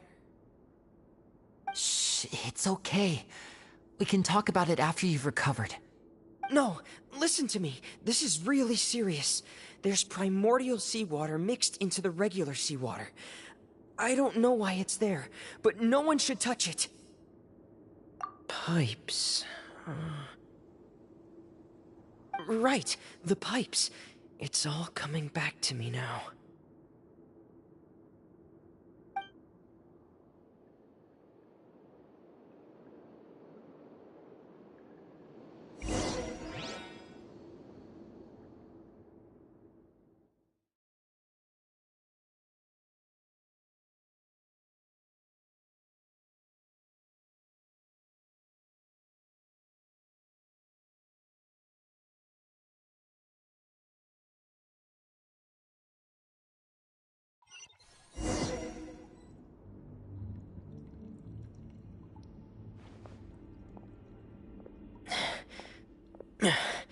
I'm in. Seems like this pipe hasn't been used in a long time. It looks abandoned.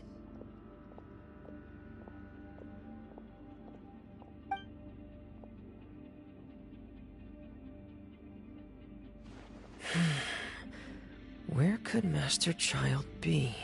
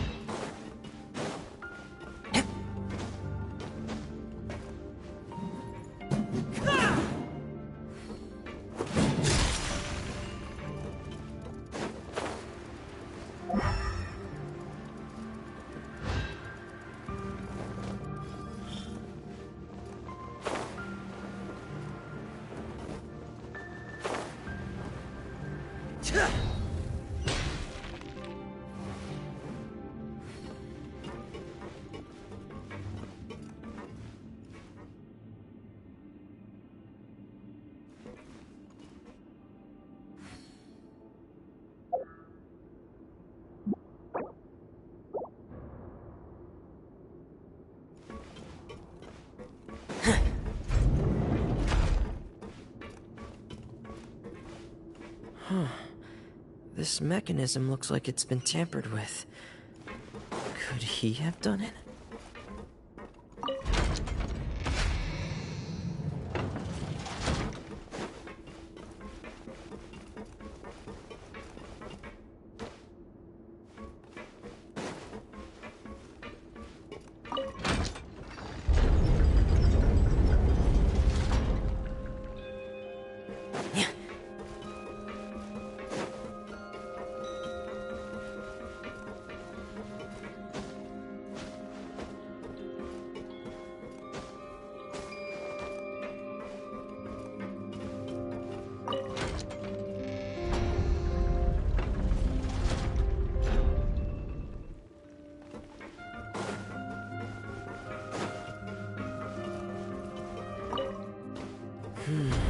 It's getting stuck on something.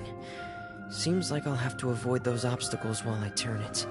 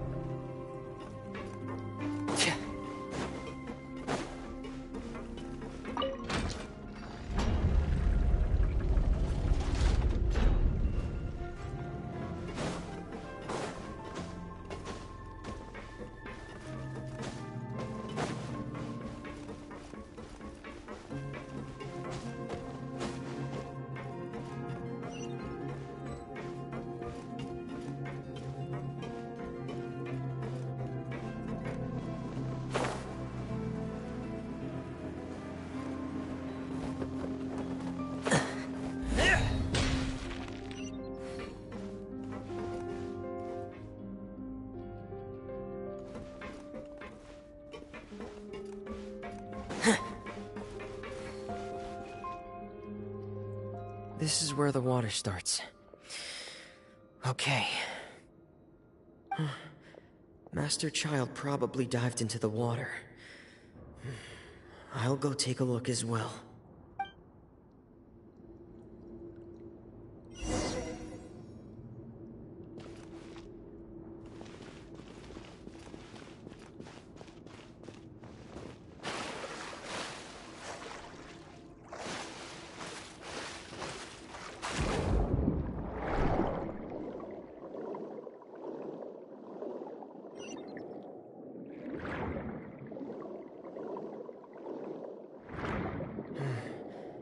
The vegetation here is a bit more sparse. These traces aren't natural. A person must have left them, and recently. I should be going in the right direction. There are traces here too. I need to keep going. Huh? The traces are gone. But I don't see where he could have gone from here. Wait, what the?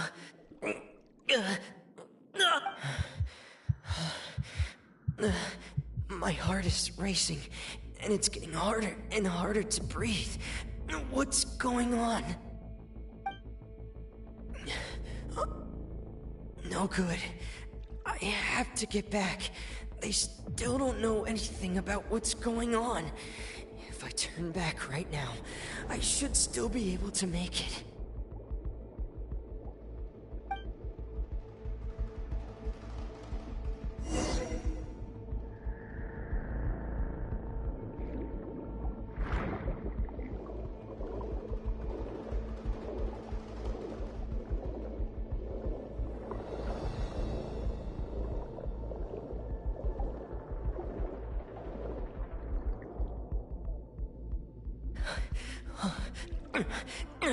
I can't die here.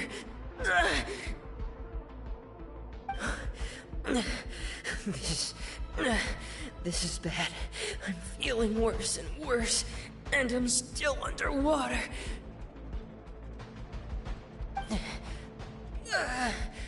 I have to push on.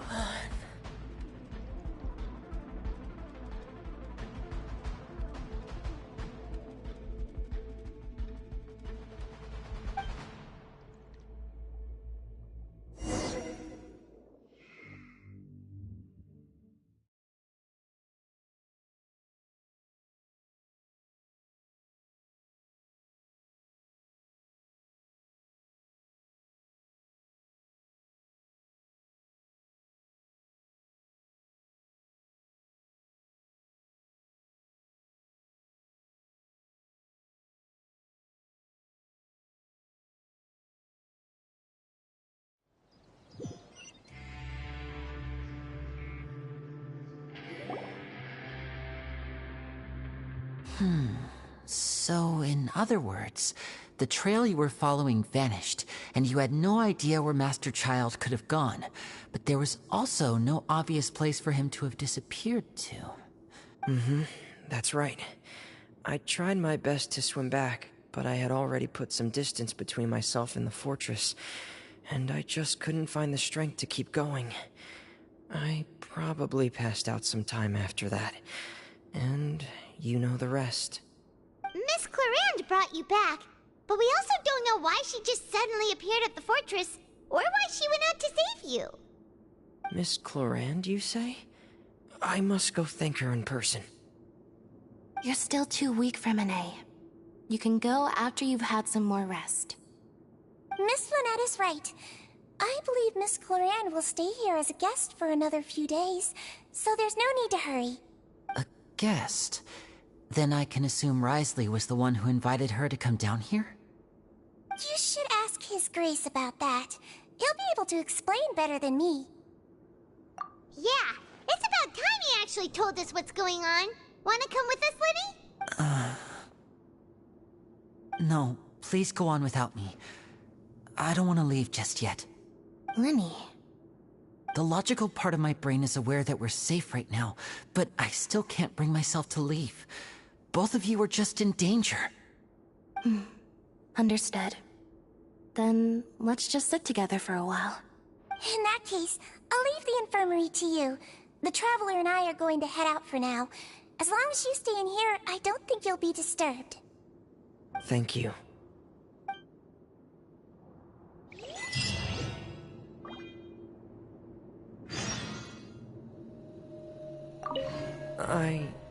I'm so sorry, Lenny. I'm also really sorry, Lenny. I should have been more careful.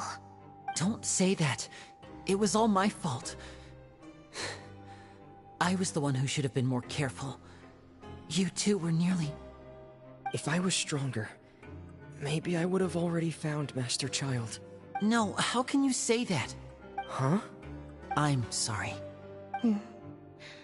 What I'm hearing is, we all dropped the ball at some point during the mission, so the responsibility falls on all of us. Isn't that right? Yeah, that's right. It's on all of us. Lenny, we understand that you're worried about us, but we're worried about you as well. Please don't blame yourself. We want you to keep your spirits up. Yeah.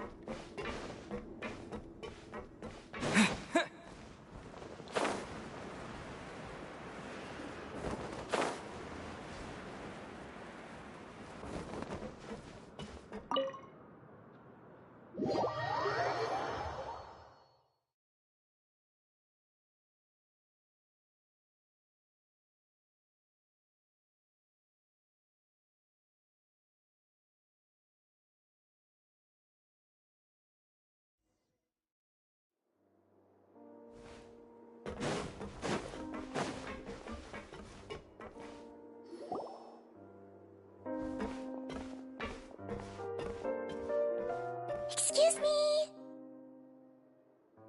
I take it Mr. Fremenet's condition has stabilized? Of course!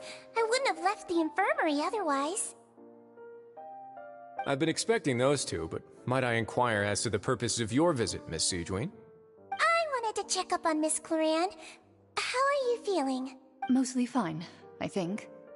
If you don't mind, I'd like to perform another quick physical exam. It'll just take a few minutes. All right. Thank you for looking out for me. Well, want to explain yourself, Risley? Of course, but I'm not partial to the word choice of explain. How about enlighten? Where should I begin? How about you start by asking me any questions you have? You can start with whichever one you'd like to get answered the most. Then Paimon will begin. Did you know about Lenny's goals from the very beginning? No. I just knew they were Fatui operatives sent to the fortress by the Knave. As for their specific goals, I only figured those out as you made progress on your investigation. You managed to monitor and stay ahead of them even though you didn't know what they were trying to do? They came here with ulterior motives. I'm quite adept at discerning what that kind of behavior signals. Initially, I thought their goal was just to investigate Child's disappearance.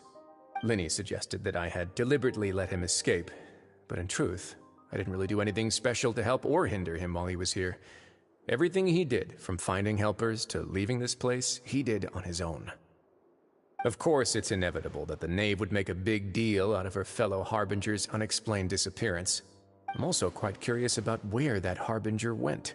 So I figured I might as well let the Fatui do their own investigative work. All I care about is the answer. So you were hoping Lenny's group would just do your work for you! You make it sound like that's a bad thing. Unfortunately, things didn't go as planned. I assume that Fremine has told you already, the ratio of primordial seawater around the fortress of Meripede is on the rise.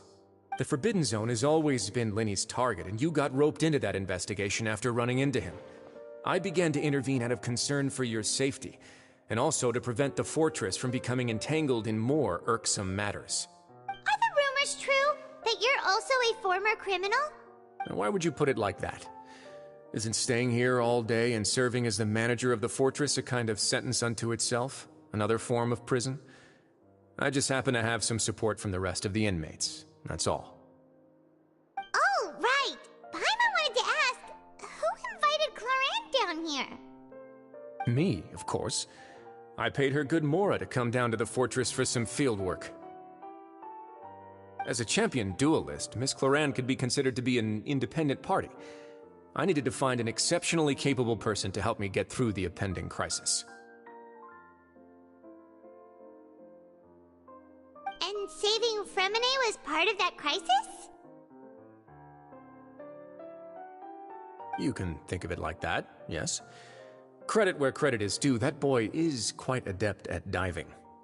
Had conditions not been as hostile as they were, he probably would have found the missing Harbinger already. That's not something you should be asking after. Neuvillette only asked you to investigate Child's whereabouts. All I need to prove to you is that the Forbidden Zone had nothing to do with the Harbinger's disappearance. That should be clear now that you've spoken to Fremine. But we've already uncovered that there's something wrong with the infirmary, and we've answered a bunch of questions that you threw at us.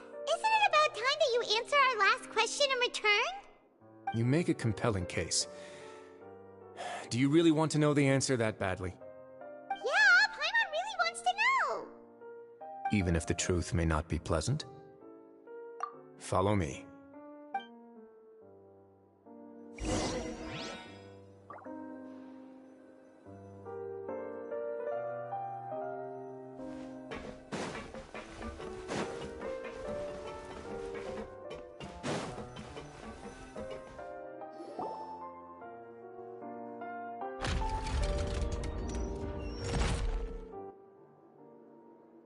There's a hidden door here?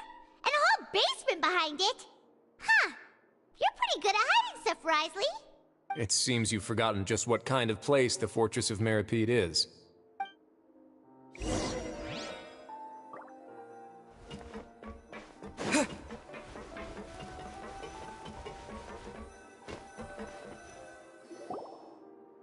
Stand on the central plate. Wait, is there a secret mechanism or... Whoa!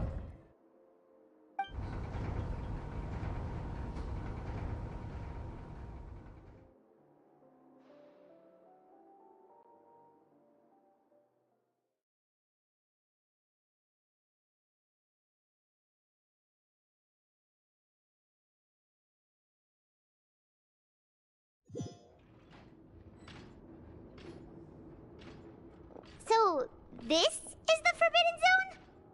Honestly, for a place so well hidden, Paimon sure doesn't see anything special.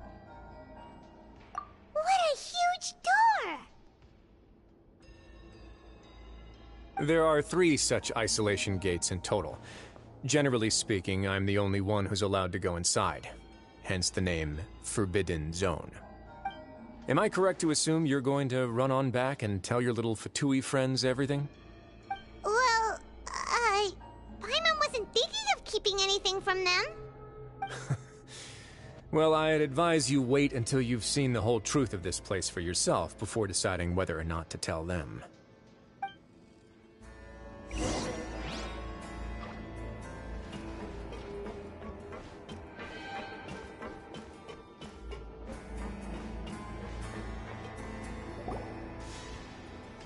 Huh. So there's a switch on the side. Stand back.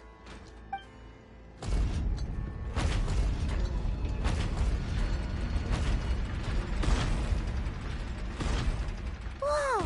They all just went up one by one! Go on, have a look.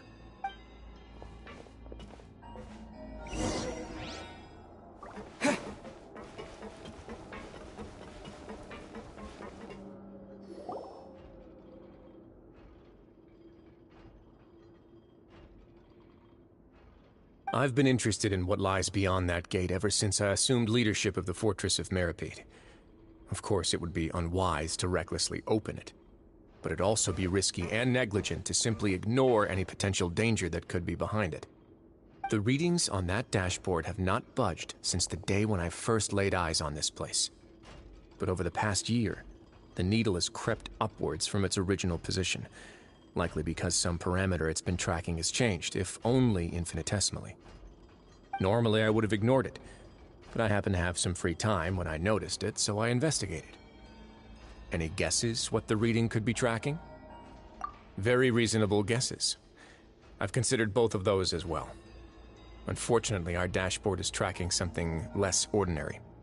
The temperature should vary with weather and climate changes, so for something that rarely shifts, the water pressure is more likely. We ran a few tests to increase the pressure from the outside, but the readings didn't change at all. Later on, a few more possibilities occurred to me, such as a potential connection with the primordial sea. I began to make a few preparations based on that hypothesis. Over the past few days, the needle has moved again. With that, and the symptoms that Fremine displayed after leaving the fortress, I can now confidently conclude that the readings represent the concentration of primordial seawater in the seawater nearby. The concentration of primordial seawater? But we're already under the sea! And that is precisely the problem. We're at the bottom of the sea, and now we're surrounded by toxic seawater. Somehow, primordial seawater got mixed in, and the concentration is steadily rising. Yes, that's very likely. But forget about the two of us! Not even Neuvillette knows where the primordial sea could be, much less where we could find and plug a leak. Oh. Oh! Seems like you've figured it out. I believe the primordial sea lies directly beneath this sluice gate. For some reason, the primordial seawater levels have risen significantly, and it's now very close to us. The indicators are now red. Although the gate still stands, some primordial seawater has already leaked out and mixed into the sea around us. If this continues, soon it will no longer be able to hold back the primordial sea at all. Yeah, you know what the legends say. If this place falls, then everyone in Fontaine will be turned into puddles in the span of a night. But that's just too weird! Why would the Fortress of Meripede be built right above a sluice gate for the primordial sea? Who built this place anyway? Your expression tells me you think this might be part of a vast, complicated conspiracy. To be honest, you might find the actual answer may be exceedingly boring. It's just that the secret of the Forbidden Zone had been long forgotten by the nation before I rediscovered it with my research. There's no single founder of the Fortress of Meripede in any traditional sense. What we know about its history has been left to us by the people who used to live here. When the previous Hydro Archon Egeria ruled the land, all convicted criminals from Fontaine were exiled. The people drove the criminals away like a wolf pack chasing away the banished. The criminals received no sympathy of any kind from the people. They were exiled to the desolate seaside, where they experienced only pain, struggle, and the bone-chilling cold. Some of them began to repent. and prayed to the Hydro Archon, asking if there was still anything they could do. The Hydro Archon took pity on them and said, "You may go guard my secret, deep underneath the waves." And so, leaning on the power of the Hydro Archon, they gathered underneath the sea and began to build a fortress. They became a community down there in the deeps, and over the years helped it to grow. As the number of exiles increased, more and more people joined the community. When the first group of exiles died, they left the yet unfinished fortress to their successors. The Hydro Archon continued to lend her support, allowing the fortress and what it stood for to continue growing ever larger. Before long, this dark underwater fortress became the Sinner's only home. And with that, the people here stopped referring to the fortress as a prison. They saw themselves as repenting sinners who would regain their freedom once they had sufficiently redeemed themselves. But as time went on, people also realized that the fortress was a lonely place. Once they had gotten used to life here, they could no longer feel comfortable living in the overworld. Once they had finished serving their sentences, some people left and some others chose to stay. They'd find some idle position and let their withered souls fade away with the ancient secrets of the past. After many, many centuries, few people still remember the reason for the fortress's founding. Now they just see it as an integral pillar of Fontanian society, as the place where criminals deserve to be sent. Now and again, researchers manage to break one law or another and live out their days in the fortress. I learned all this from an elderly historian. Everyone else just thought he'd made it all up. But now you know every part of that history is true. Indeed. It's just as the prophecy says. If this gate fails, then everyone will be dissolved into the sea. To be frank, not really. But sadly, that hasn't stopped this prophecy from proving all too accurate. Prophecies are troublesome things. Just hearing one will create the first wave of panic. Seeing signs of it will bring about the second, and actually witnessing it in real time, the third. Let's go somewhere else. I want to show you.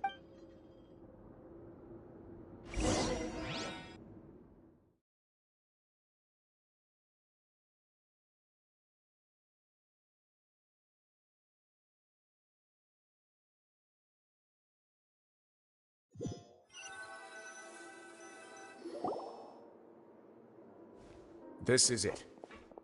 Your Grace, perfect timing. The results from our last round of experiments have... Wait, Jurier, he's not alone! Huh?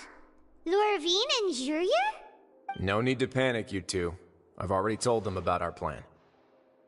What?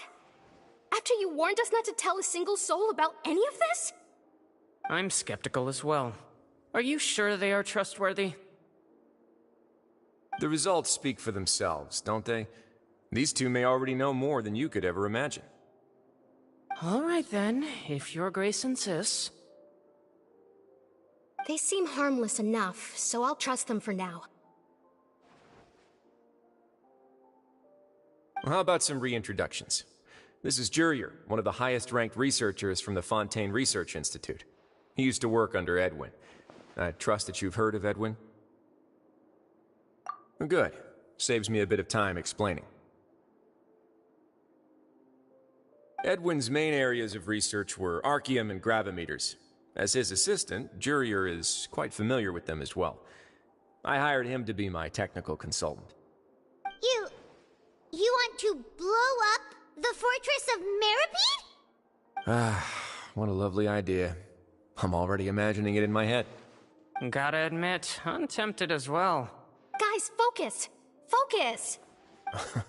That taskmaster over there is Miss Lorvine, and is also one of my technical consultants. While Jurier used to be Edwin's assistant, she used to be Jurier's assistant. Ooh, are they together? See, everyone keeps asking this question. Are you too sure you're not a couple and just using your work as a convenient cover? Your Grace, I am not in a relationship with this man. If I dated her, I'd officially be madder than Edwin. Jeez, forget I said anything then. Follow me. Whoa! There's another door that goes right up! Your constant amazement makes it seem like the fortress can do anything. But Paimon really thinks everything's super cool!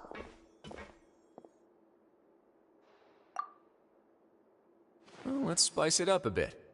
And here you go.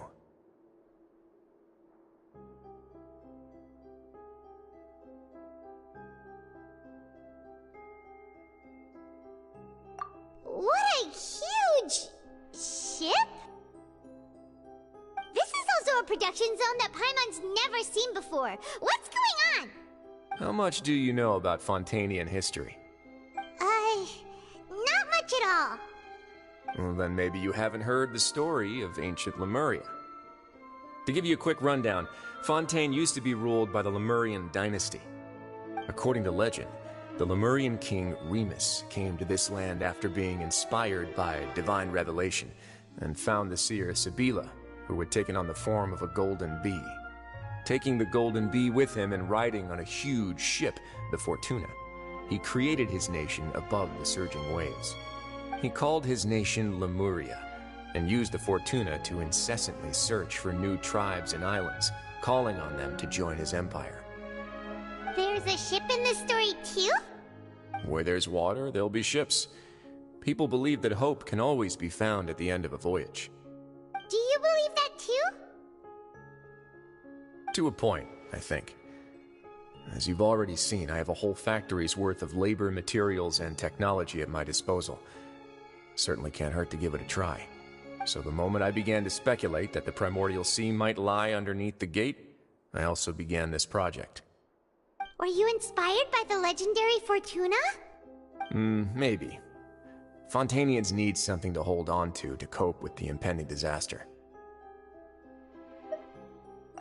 Were the workers to find out the truth behind this ship, riots would destroy the fortress faster than any catastrophe. As the fortress's administrator, I'd never make such a reckless call. Alright, that's enough talking for now. I'll need another 3 cups of tea to soothe my throat. Do you have any other questions? Seems like you're good. Come on, I'll take you back.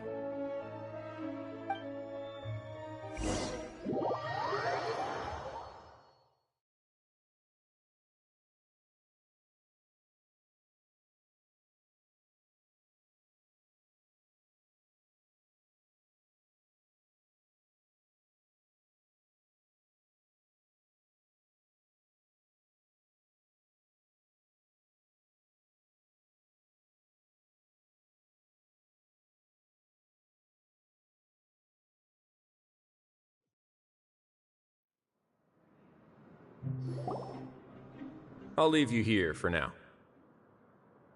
Oh, thank you so much. No worries. But don't forget, it's up to you whether or not you want to share what you just saw. What you do from here on out will likely affect those 3 as well.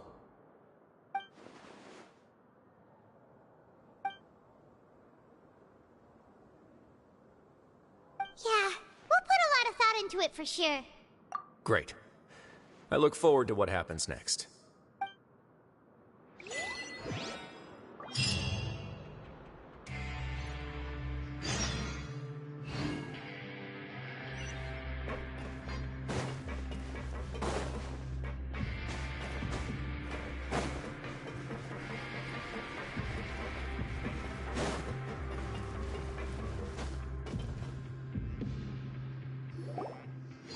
We're back!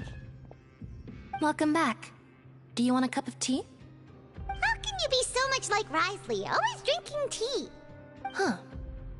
Actually, now that you mention it, I just remembered something now. While I was sedated, I could still barely hear 2 people talking next to me. They were discussing everything, from the leaves to the water and even the teacups themselves. Must have been Risley and Sijwin. Yeah, I heard 1 male voice and 1 female, so it should have been the 2 of them. They really were just talking about brewing tea. I really can't make sense of this place. So, Traveler, Paimon, Were you able to learn anything from Wriothesley? Yeah, he explained everything. Very well. Then, would you mind checking your answers against my speculations? Yeah, I took the time to rest, so I'm feeling a lot more relaxed now. Nobody else is around, and Miss Sigewin is also busy with something or other. So let's just talk here. Alright, then I'll posit my theories. I asked myself 3 questions. Firstly, why was Fremine affected by the primordial seawater? It was because he dove into the sea. My theory is, the long-lost primordial sea is probably very close to the fortress of Meripede. Ooh, he's good. He got that right on the first try. That's our Lenny. Secondly, Wriothesley's attitude changed dramatically during the course of our stay here. He ignored us completely at first, then suddenly roadblocked us. Why? I spent quite a long time thinking about this. If he has been monitoring the Fatui since the very beginning, he probably ignored us at first because he was hoping we could find Master Child for him. What's more, the Fortress of Meripede is not part of Fontaine's court system, nor does it report to Udex Nervulet. Wriothesley is basically the king of a no-man's land. As long as the fortress doesn't do anything about Master Child's disappearance, Father can use it to pressure the Fontaine authorities. And while the 2 factions are pitted against each other, Wriothesley will be free to move between the parties of interest. If I had to guess, he probably has something that he's working on himself. It's likely related to the secret of the infirmary, but I just can't think of what it could be. You're super smart. Thanks so much. Then finally, there's the last question. If Wriothesley does have a plan, what could it be? All I know for now is that his plan probably has something to do with the changing nature of the seawater. He's even gotten Cloran to help him out. That can't be the full extent of what he's doing. There's probably a secret passageway behind the block in the infirmary, and there's something big in the fortress that most people here never get to see. He has a bargaining chip, and it could be important enough for Father to deal with him directly. I don't have enough information, so I have no idea what his chip might be. But let me guess. You have the last piece of the puzzle.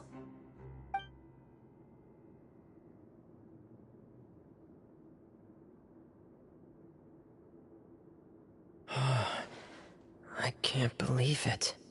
The sea will engulf everyone. Just like the prophecy said. Could Wriothesley have wanted to meet Father to figure out a way to deal with this crisis? If you remember, I once mentioned that Father sees the House of the Hearth as her base of operations, and she truly wants to resolve the crisis. But how could Wriothesley have known that? Or perhaps he didn't know, and just wanted to bring Father over to his side? Which could be why he said he just wanted to negotiate.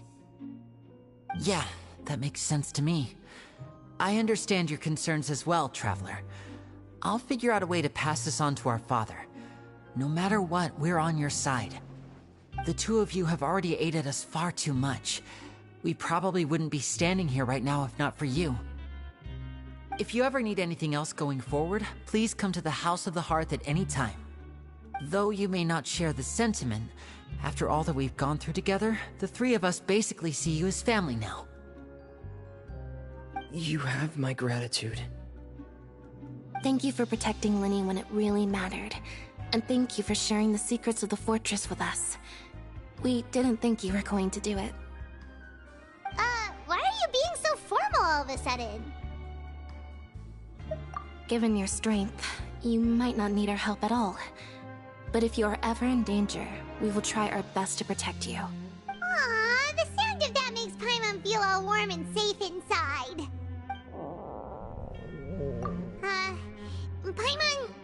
Paimon's hungry. Oh, you've done so much already. Go get some food. Alright, then we'll catch you guys another time.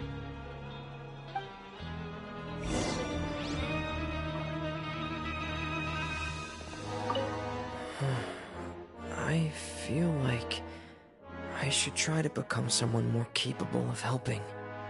You're incredibly helpful. Lenny thinks so too. Yeah, you two are always telling me not to push myself, but aren't you just like that as well?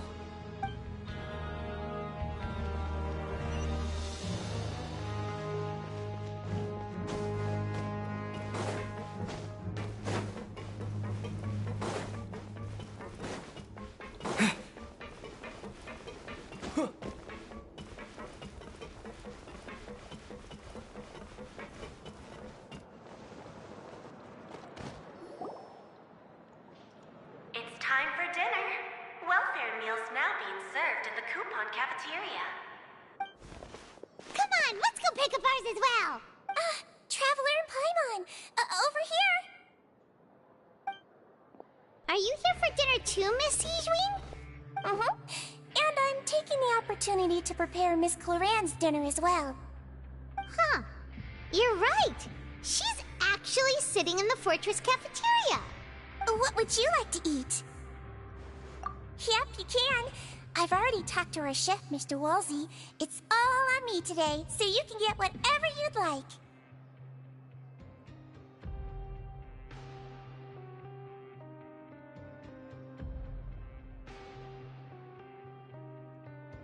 Me too! Don't forget Paimon! No problem. Just leave it to me.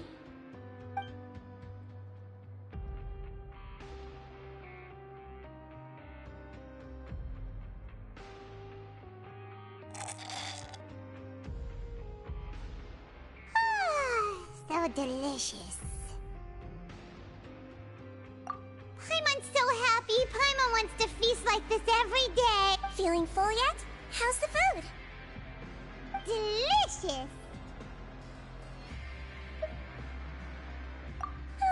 I'm so glad to see you all so happy. Oh, see, the expression on your face just now? The muscle here just moved, which suggests that you're feeling quite relaxed at the moment.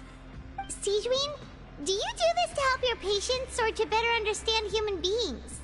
A bit of both, I suppose. I'm a Melazine, which means I'm very different from human beings. I must know what you're thinking if I want to take good care of you. You're really good at taking care of people. Even though you're so short, you still talk and act like an older sister. Really? You're reminded of an older sister? That's great to hear. Oh, and what did you mean back in Risley's office?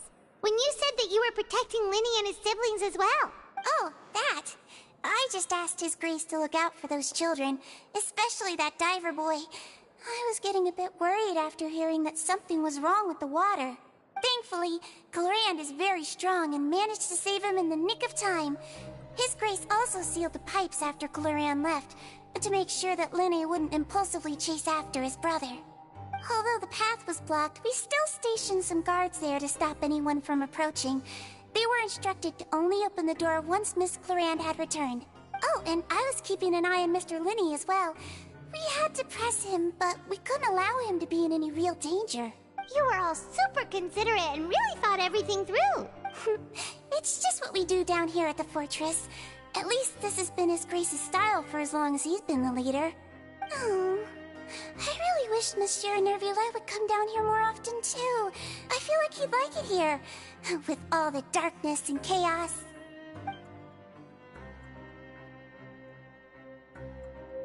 Get a good night's rest, you two. You've both worked very hard.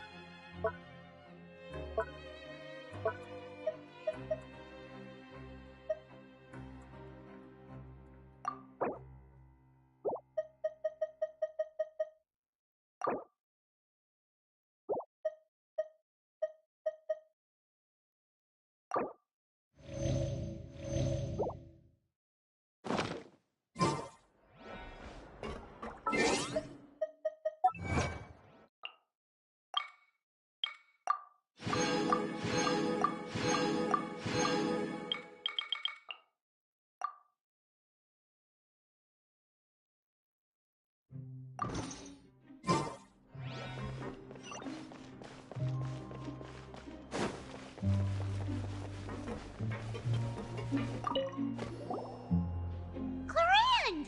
Ah, it's you two. How's dinner? It's all right.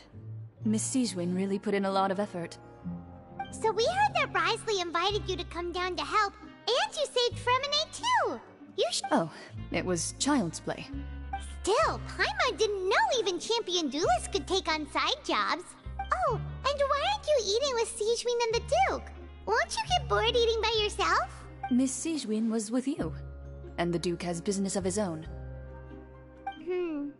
Actually, didn't Navia say that you went out for dinner with her as well? Yeah. First time in a long time.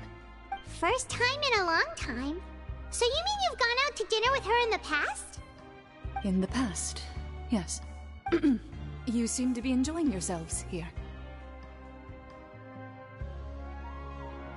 Things will be getting messy at the fortress soon. Don't run around unnecessarily.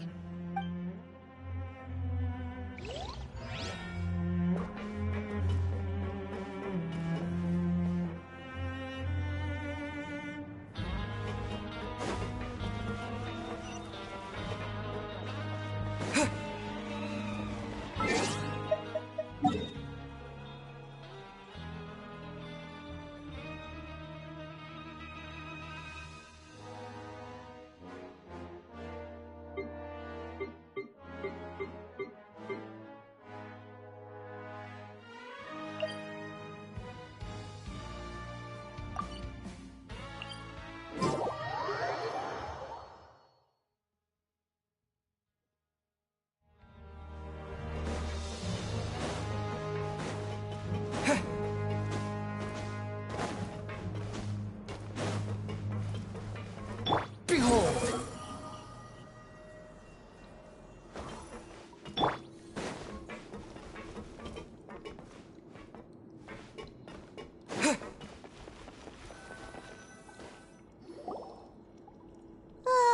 So much has happened. Paimon just feels absolutely exhausted now that she's finally relaxed. Paimon's super sleepy. Are you sleepy too?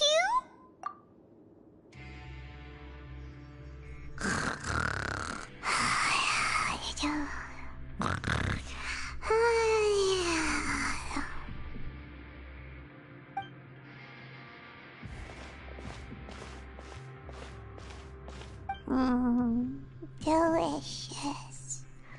Paimon wants seconds for free.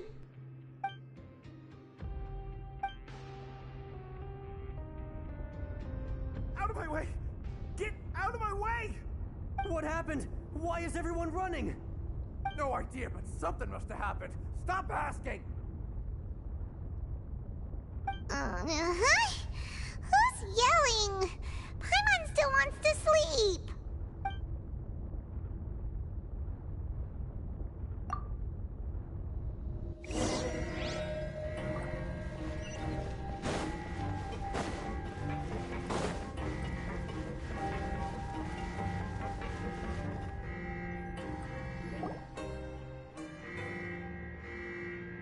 What happened? Why is everyone running around? Hey, what are you doing? No time to explain, mate. Goodbye. Hey, wait! What's wrong with these people? They won't even talk to us. They're here! There you are! Oh, thank goodness! Quisto and Laveroon, do you know what happened here? We came here especially to inform you. Something seems to have gone terribly wrong just now. His Grace is telling everyone to evacuate and get out of here. Laveroon was saying you two are new here and you don't have many friends, so you might slip through the cracks. Haven't you heard all the stories like that? An evacuation is successfully completed, yet you only find out once you do a head count that 1 or 2 people are missing. Wait, weren't you the one who brought that up? Why is it suddenly my idea? Hey, shut up! Okay, whatever. The point is, you should come with us. Yeah, he said to get as far away as possible, upwards and outwards.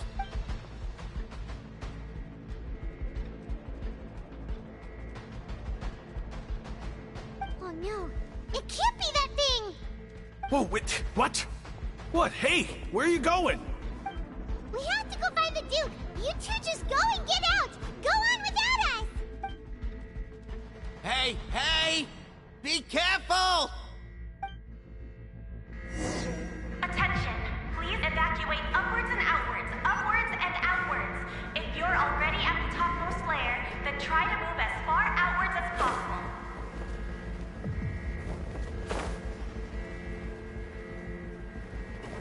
Attention! Please evacuate upwards and outwards, upwards and outwards. If you're already at the topmost layer, then try to move as far outwards as possible. His Grace has asked everyone to evacuate outwards as quickly as possible. You should get a move on. Attention! Please evacuate upwards and outwards, upwards and outwards. If you're already at the topmost layer, then try to move as far outwards as possible.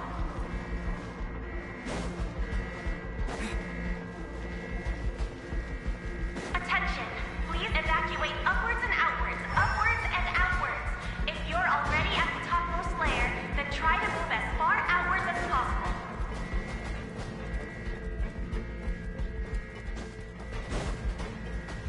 Attention!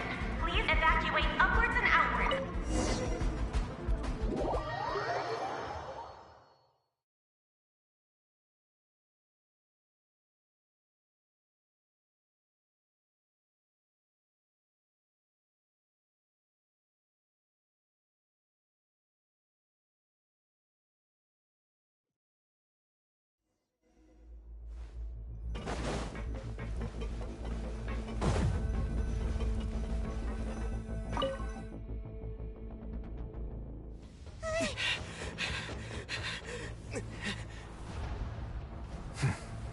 They're here.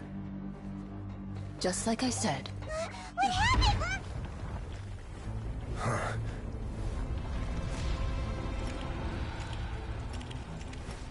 You're just in time. But be ready to run.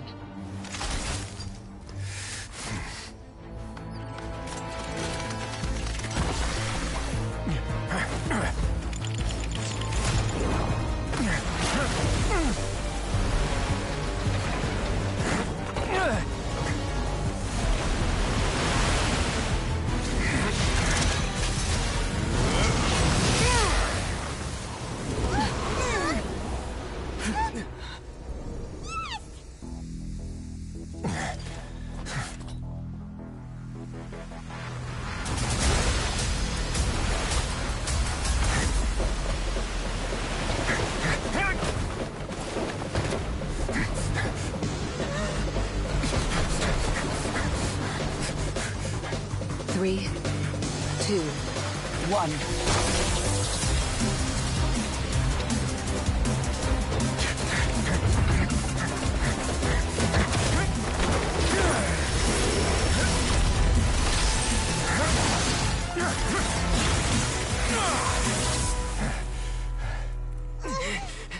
This won't hold it for long. Find Neuvillette. Tell him the defenses are about to collapse. Then what will happen to you? Until he arrives, we're the last line of defense.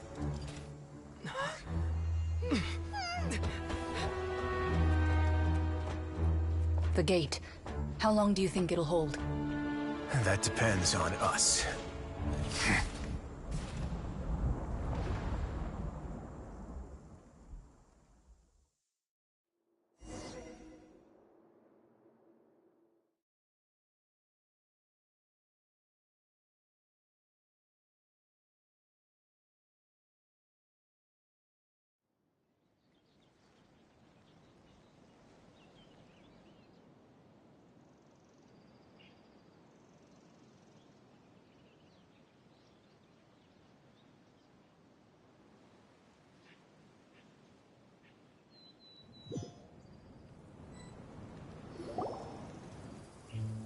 Neuvillette? Why are you here? Traveler, I need you to head to the Opera House immediately. Farina will soon be meeting with the knave there. You must protect Farina, and make sure she doesn't spend too much time alone with her. Will do. You have my sincerest gratitude.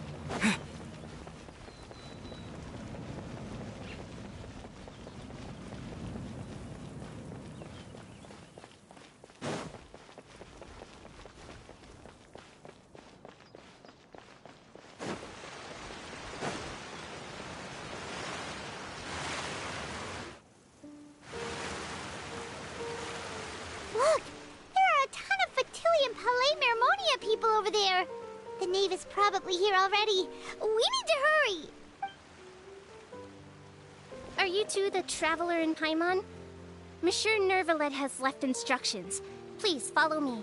Though I'm sure he's already explained, this should be a mostly cordial conversation, unlikely to give rise to violence. But it would be most appreciated if you could protect Lady Farina to the best of your abilities.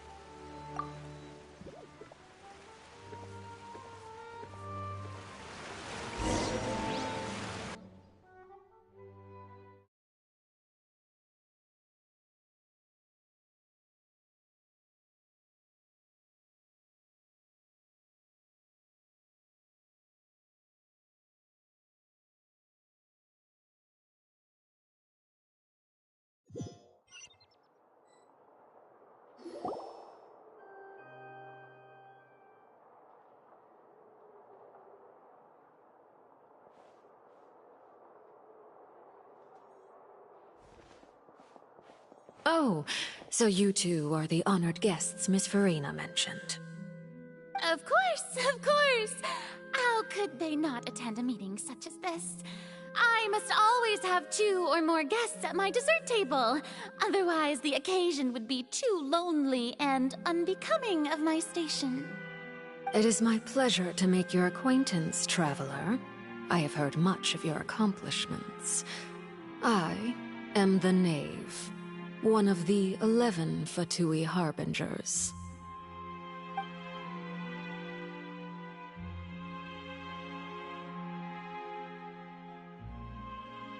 I've already prepared seats for you.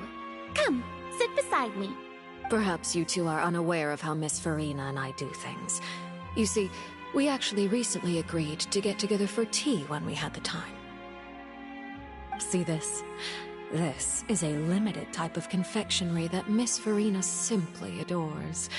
There are only 16 slices sold every day.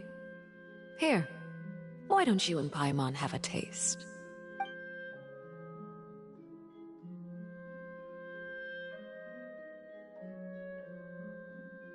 Traveler, what do you think of this cake? That's good to hear. So what Child said was on the mark after all. You do share a taste in desserts with Farina and I. I wonder how he's doing nowadays. You must have heard, right? He's suddenly gone missing. I'm really worried about his safety, you know. Here's to hoping that he's an excellent swimmer. Since we're talking about him, I feel like I should add something. His martial prowess really looked certainly pretty impressive, yeah.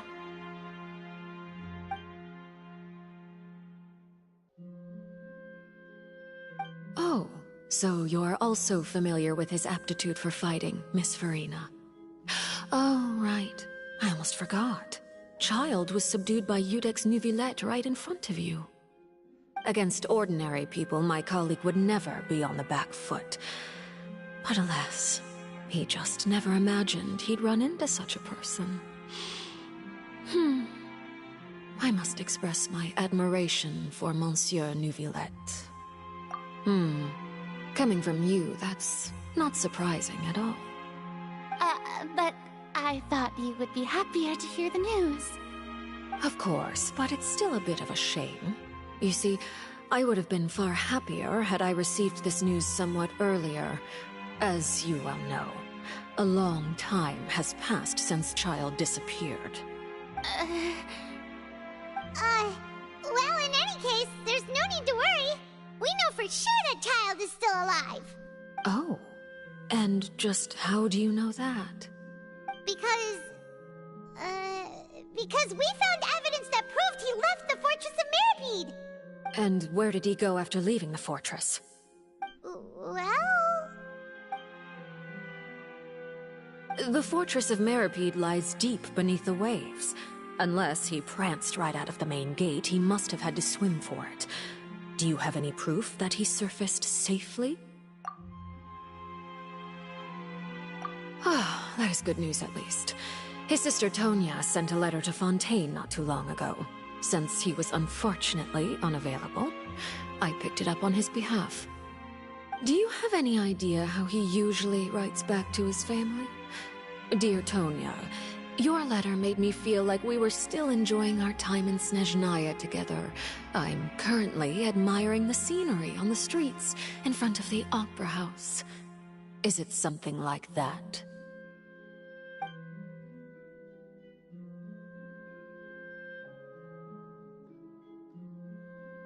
All letters tend to follow the same few formats anyway, right?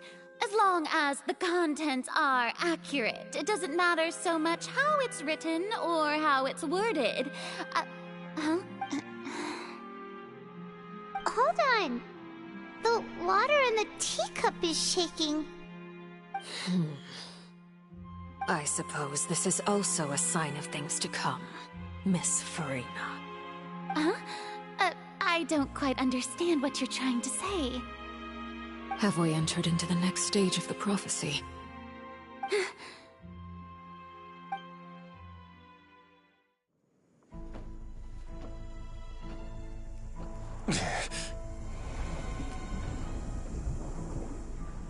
My thanks to you both. I will take it from here.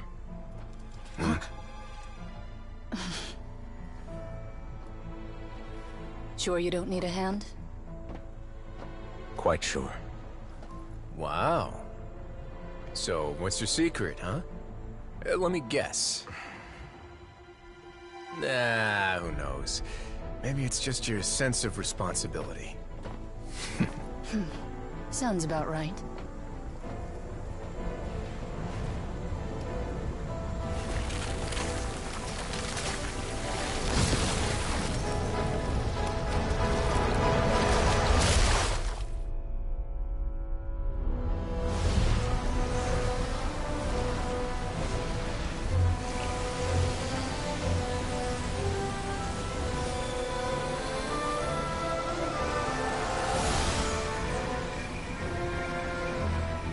Day may come when the prophecy is fulfilled, and the waters burst forth.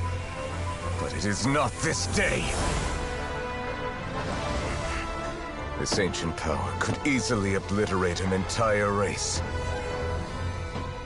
The tsunami of fury would unleash endless catastrophe.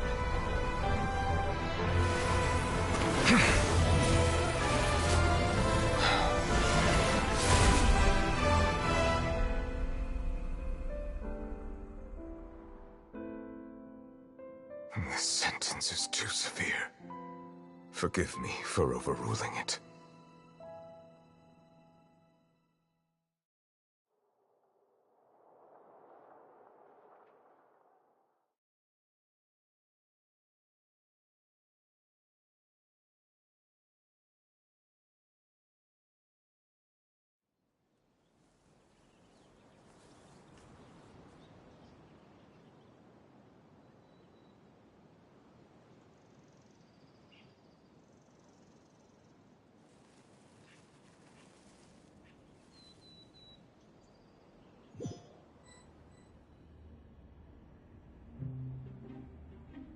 All right.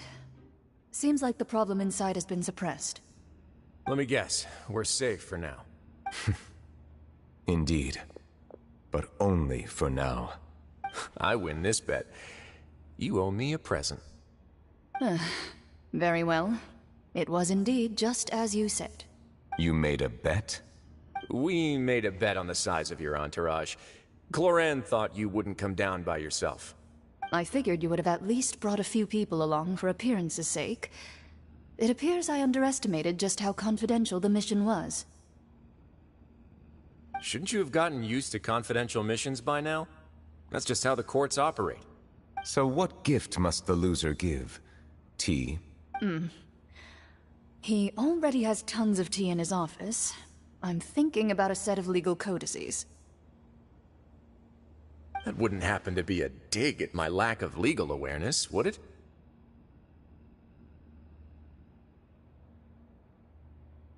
Well, I'm sure His Grace doesn't consider the fortress to be outside the law.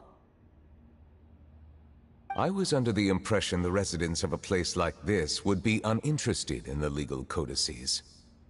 That was obviously a joke. Anyway, you've still got some unfinished business to attend to in the overworld, correct? No need to stay here if you have a pressing matter. We all know you can't leave Palais Mermonia for long. Thank you. I hope everything went smoothly with the Fatui Harbinger.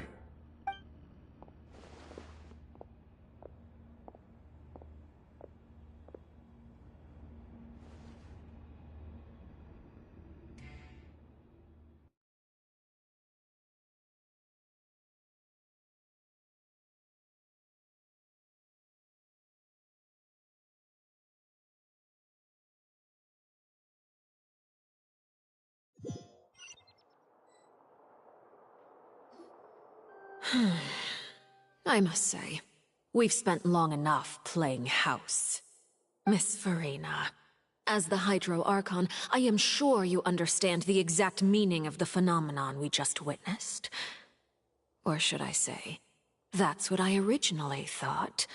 But looking at your expression, was I wrong? And you haven't a clue? What are you trying to say? At this point, I don't think there's any more need to speak as diplomatic representatives. Allow me to speak to you now as just a Fontanian. You know the prophecy by heart, and also that every part of it is being proven true. Yet, here you are, relaxing, drinking tea, and eating desserts as if it's all nothing more than a few stray bugs in your garden. Do you really think that's acceptable? The prophecy's hanging above our necks like a guillotine.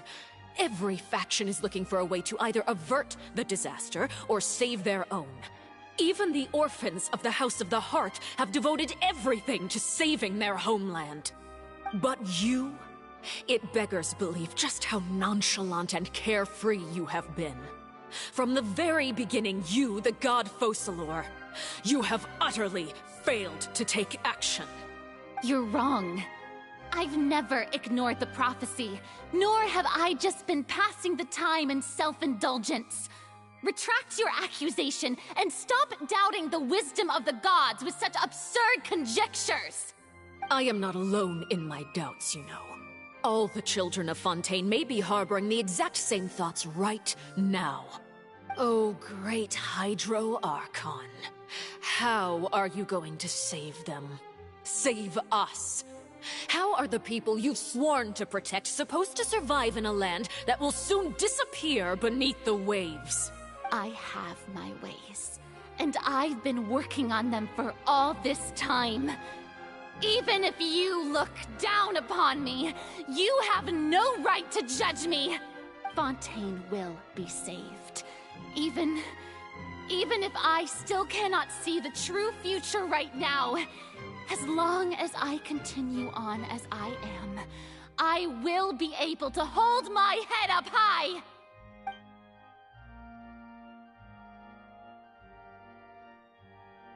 Then I ask you, Miss Farina, just what have you been working on? Where can we see it, and what is it doing to help?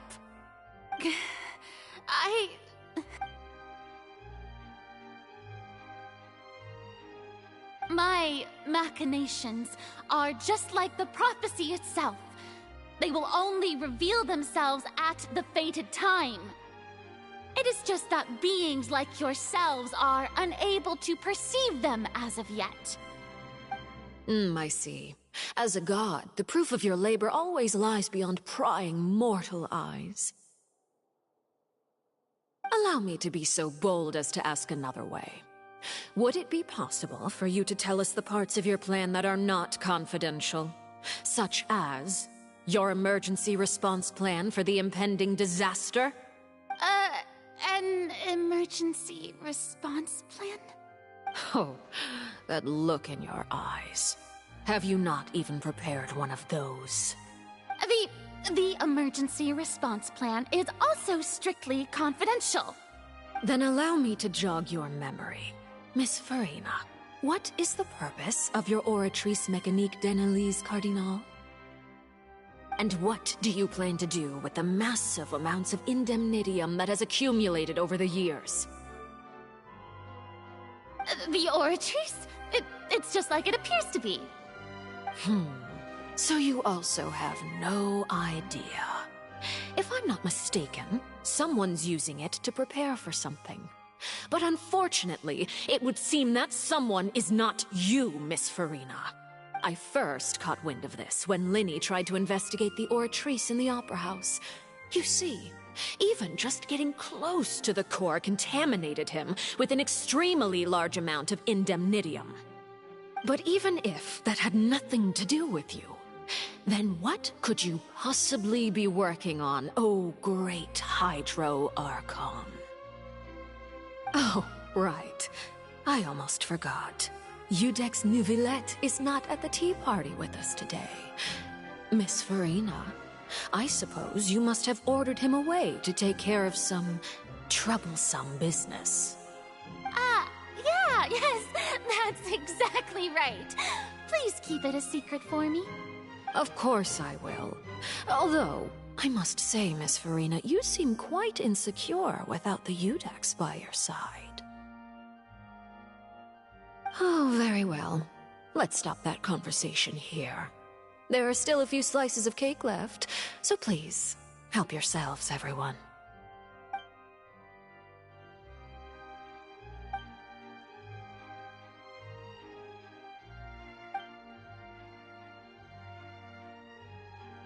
Traveler, I heard that you were recently commissioned to handle a few matters on behalf of the Udex. Why don't you take an extra slice of cake? Those who work hard deserve gratitude and praise. You too, Paimon. Thank you. Paimon will take you up on that offer.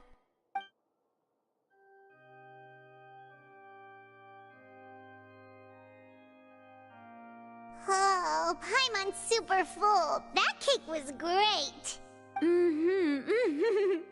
If it's on my tea table, it must be of the highest quality. Yes, and we must thank the knave for bringing these over as well. You're welcome. I'm sure the cake also felt greatly honored to be featured at Miss Farina's table. And I was merely catering to Miss Farina's tastes, seeking a chance to chat over tea.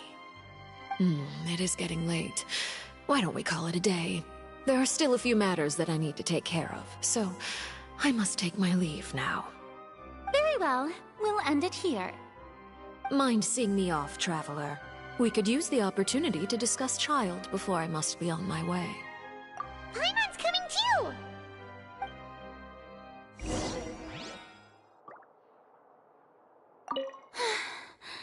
The tea party turned out to be even more difficult than I'd imagined. Why are you looking at me like that? Is something the matter? If there's nothing urgent, then I shall be retiring for now.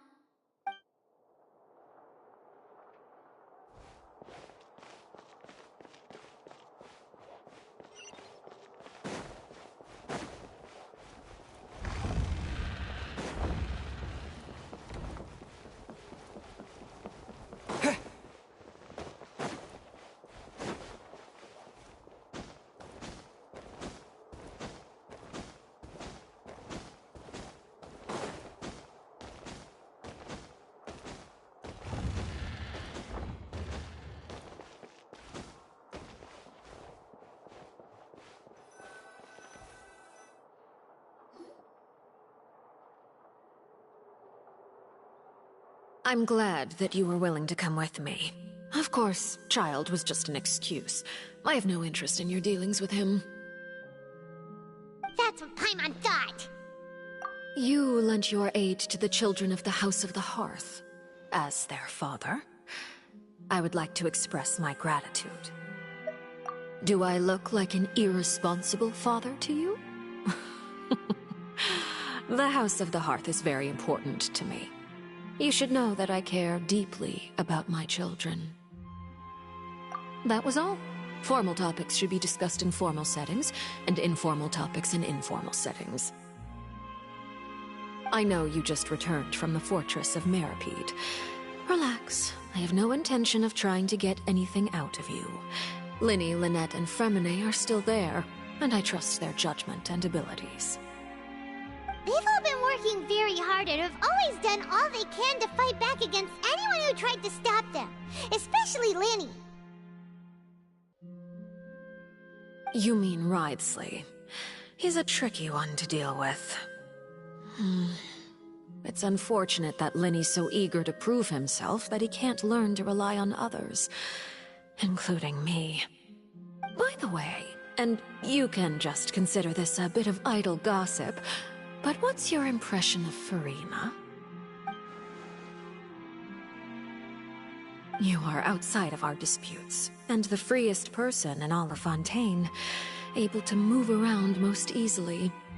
Allow me to share my perspective with you. And that's everything that happened during the trial.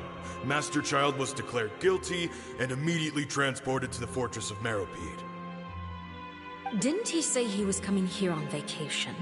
Does he not feel an ounce of shame for all the trouble he has caused? Forget it. He did give us an opportunity.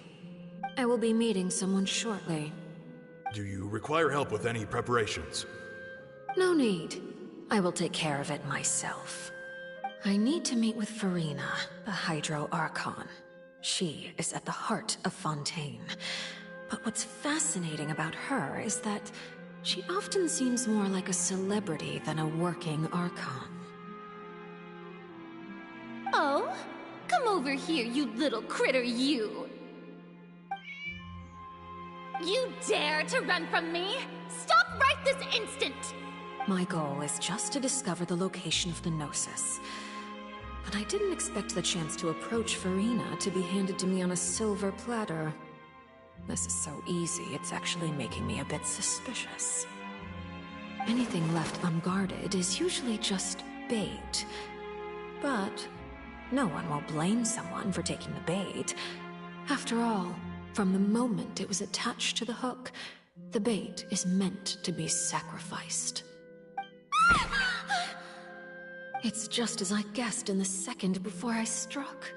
The Hydronosis is not currently held by the Archon. In fact, this Archon doesn't seem like a god at all. And I sense that she's under some kind of curse. Who are you? And what are you trying to do? Please don't kill me! I'm begging you, please! The fear in her pupils is genuine, so perhaps she's not bait after all.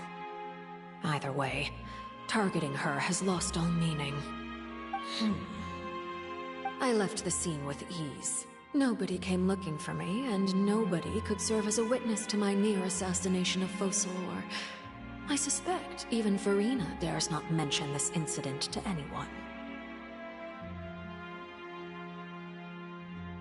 Not long after, my informants confirmed what I had guessed. After returning to her quarters, Furina quietly cried alone. She was so scared that she could not sleep that night, nor could she even bring herself to eat her cake. There's no doubt that there's something wrong with her. I began to entertain the possibility that she is not the true Hydro Archon. Perhaps Iudex Neuvillette is actually the genuine article. I have to find the Gnosis. If the Neuvillette hypothesis is correct, he is probably in possession of it. Alternatively, it might have been hidden in a place that's hard for ordinary people to access. Yes, Father. My dear children, please speak. News from the Fortress of Meropide. Master Child has gone missing. On top of that, the contacts and guards we bribed at the fortress have all gone quiet as well. Probably the handiwork of that Wriothesley. I'm afraid so. This is a good opportunity. The value of a Harbinger is much higher than most would imagine. We now have an excuse to exert diplomatic pressure on the Fontaine authorities. Set up a meeting for me. I would like to meet the Hydro Archon and Iudex Neuvillette. Oh, and I have an additional mission for you three. Yes, Father. Tartaglia's disappearance was not a part of my plan, but I can use it to make a breakthrough. With this as my excuse, I can ask for an official audience and continue my investigation of Farina and Iudex Neuvillette. The initiative belongs to the House of the Hearth. My wish to investigate the Fortress of Meripede will be a front. Linny and his group will be responsible for the actual intelligence gathering.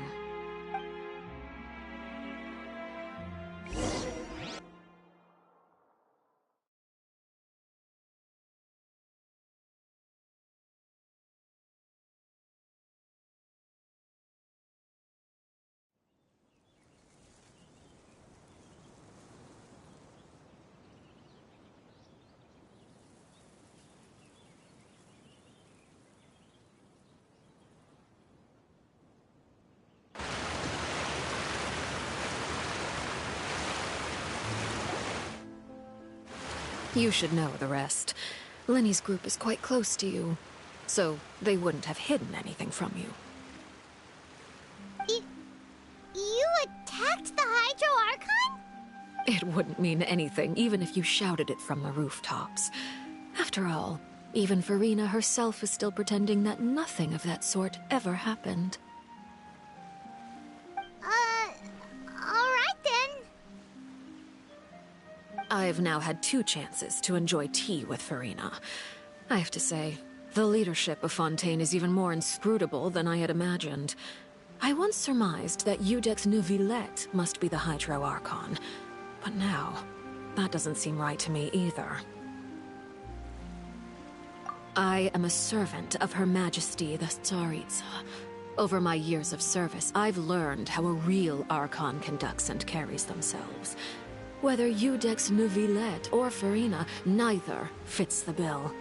It's hard to imagine either of them as the Archon. Of course, that is all just how I feel. Gut feelings often do not require justification.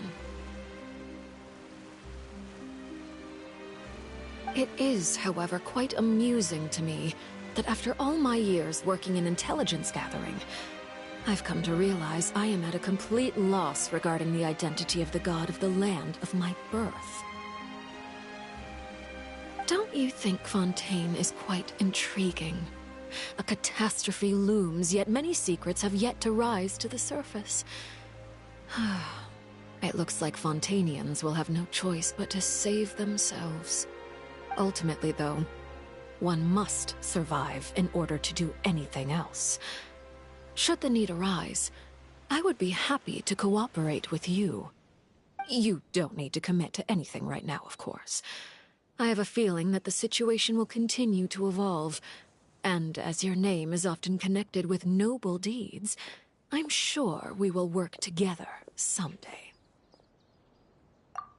He certainly returned quickly. You must want to catch up with each other, so I'll leave you to him. Neuvillette, is it over? For now, yes. But this issue will prove quite thorny in the long term. I'm concerned that sooner or later the prophesized events will occur. Thank you for protecting Farina. To put it simply, I used my power to force back the Primordial Sea and reseal the sluice gate.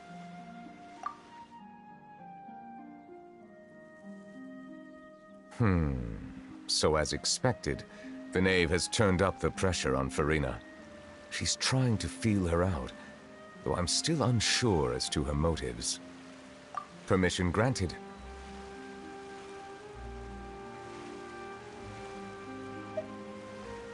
Whoa. It can't be that you're the real Hydro Archon, right?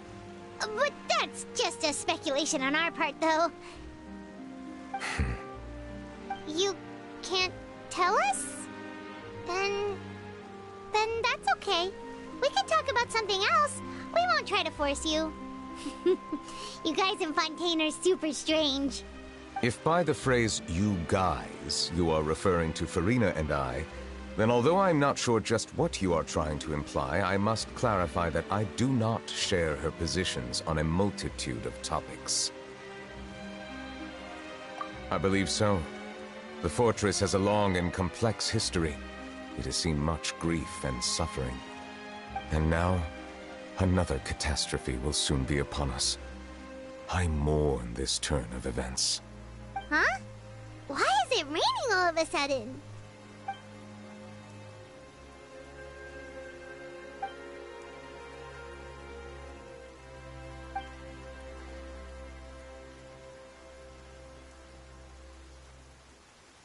You may be closer to the truth than you think. Oh? And what are you thinking? The dragon of... what? Huh? Please do not be so surprised. Farina?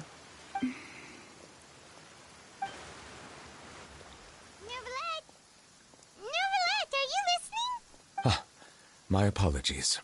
We were just guessing randomly. We didn't guess right, did we? You're not... You guessed correctly.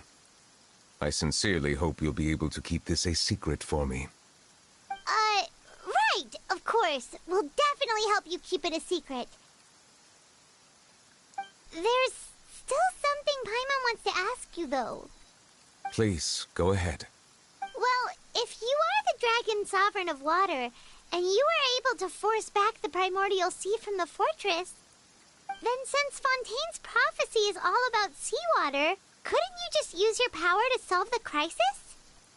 None of the currently living dragon sovereigns in the world, myself included, possess our full dragonhood. They say that when the first usurper arrived on Tivat, they seized a part of the dragon's power. Today, that stolen power is the basis of the Archon's authorities. There are 7 elemental Archons and 7 matching dragon sovereigns. The dragon sovereign of water who lived through that era perished a long time ago. As their successor, I know far less of that part of our ancient history. In any case, I believe I will not be able to do much unless the Archon disappears and returns their elemental authority to me. Given the status quo, however, I would recommend finding another way to deal with the prophecy. Oh, so even you can't solve it. I still have some urgent matters to attend to at my office. If you have any more questions regarding ancient history, you are welcome to discuss them with me at a later time. Please go right ahead. There's a place that Paimon wants to go too. Traveler, why don't we pay another visit to the Fortress of Meropide? Paimon is a little worried. We'll see you another time. Take care.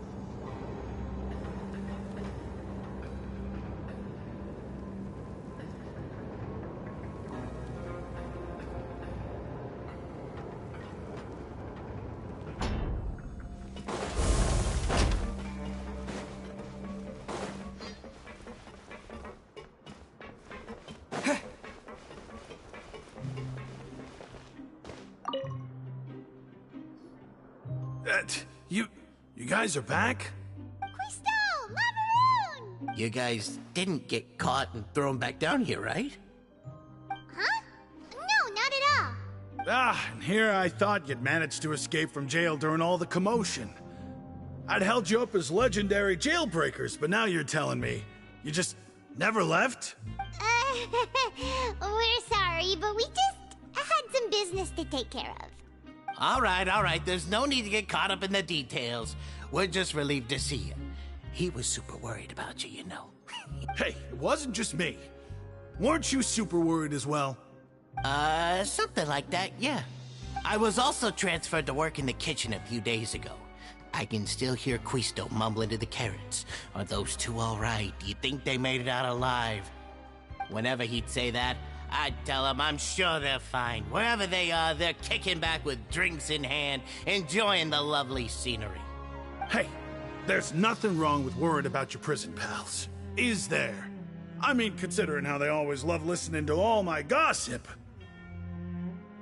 These two, they sure are a lot warmer and friendlier than when Paimon first met them.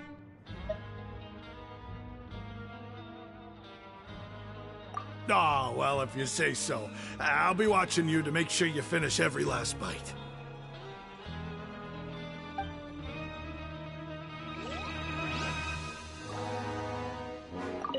Hey, why don't we have a meal with those two one of these days? You want to cook for them yourself? Why not? Good chance to show them what I can do.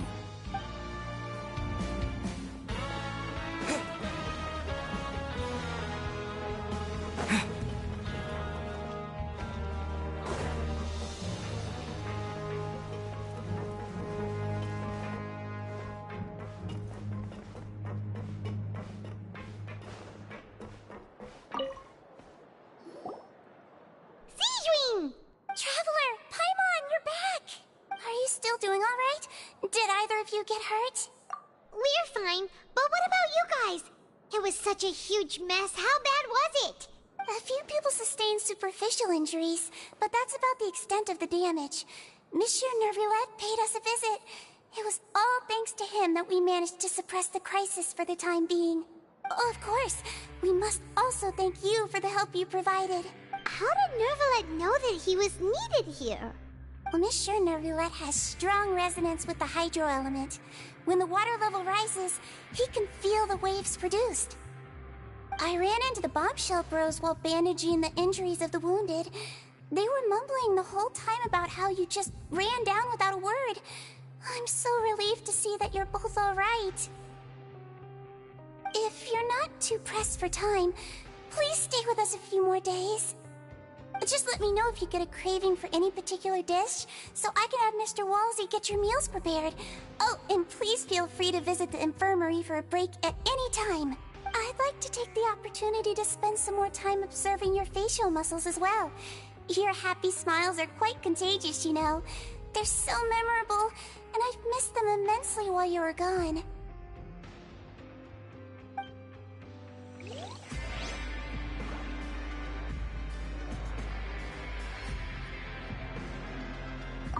If you can find the time, please stay at the fortress for just a while longer.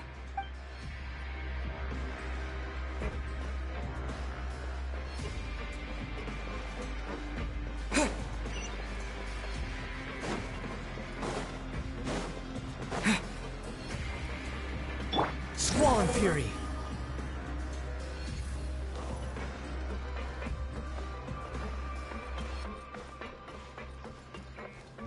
Behold!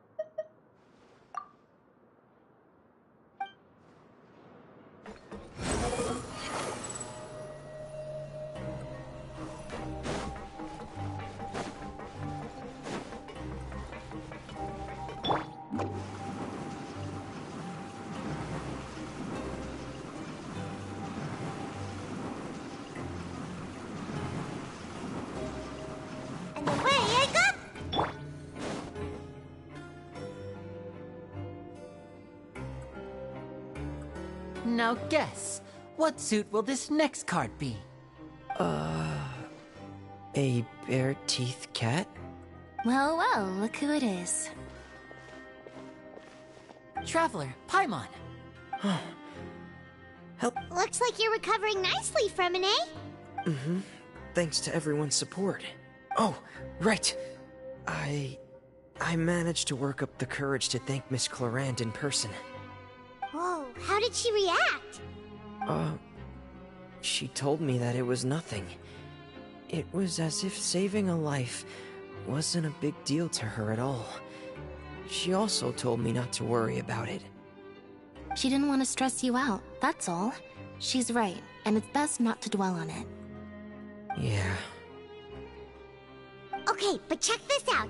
We went back to the Opera House and we met the knave. You met Father? Did she say anything to you? She said a few things that were, a bit hard to understand. And also that she's looking forward to working with us in the future. Her attitude towards you is even better than what we'd imagined. That's fantastic. You should believe her. She has her own way of doing things, and she'll do everything in her power to help those she considers close, which now might also include you. Mm-hmm. Father is very capable, and also trustworthy. Oh, Paimon just remembered that she thought Lenny was a bit too proud as well. She said that you should learn how to rely on others sometimes. Got it. Huh. That does sound like something that Father would say. Hey! Are you going to stay here for the next few days? Looks like it, yeah. Excellent. I will host a tea party. For real? Then Paimon wants another serving of cake. Another implies that you were already served some delicious cake while you were up there. How lovely. Well, next time, you're going to have tea and snacks with us.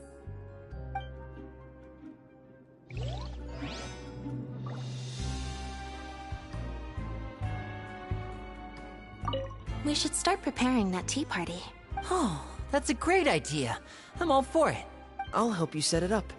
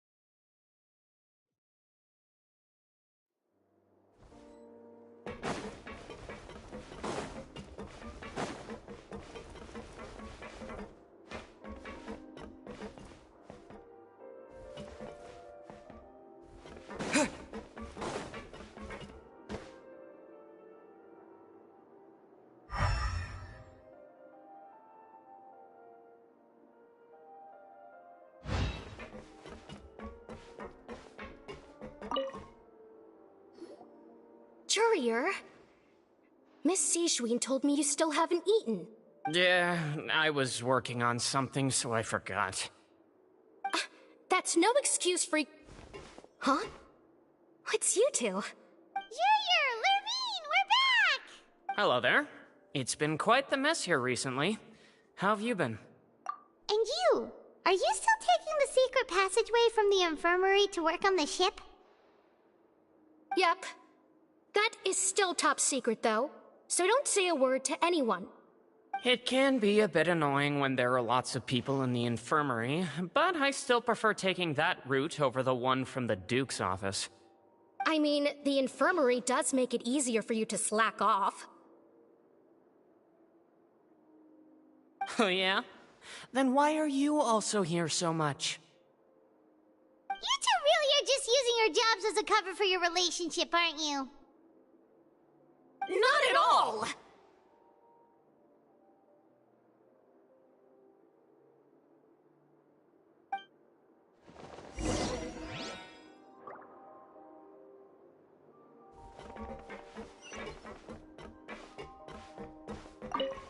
Courier, the rumors about us are literally everywhere now. Please do something about it. But it's not like I caused them by myself. All right. I'll try to do something about it when I can find the time.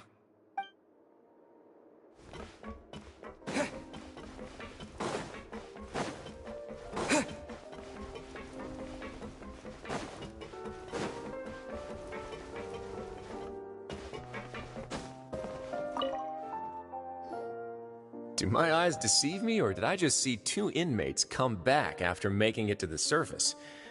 Some strange winds blowing of late. We wanted to see how the fortress is doing. Is everything still alright? We're fine, for the most part. Neuvillette came down and took care of the worst of it. If that's the case, why don't you just ask him to stay here? Oh, yeah, what a brilliant plan. Let's go convince the Eudex himself to exchange the Courts of Fontaine for a puddle of water in the middle of nowhere. He came here in a hurry and left without even stopping for a cup of tea. He did remember to take Miss Sigewinne's gift with him, though. He sure sounds super busy. Miss Clorinde has left as well. She also took her gift from Miss Sigewinne. Were the gifts milkshakes? Neuvillette got the milkshake. Clorinde received lipstick instead. Those aren't even remotely alike.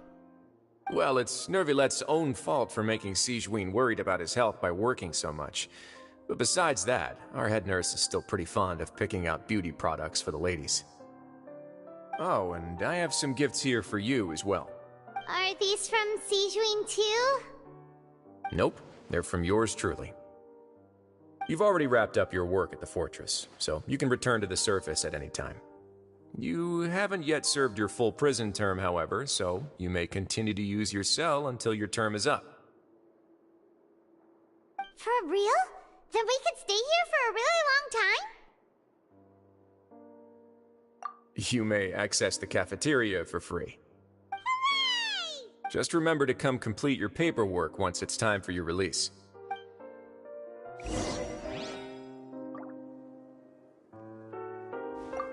Your file can't be closed until we've completed your paperwork, so don't forget to come find me again when you're done serving your sentence.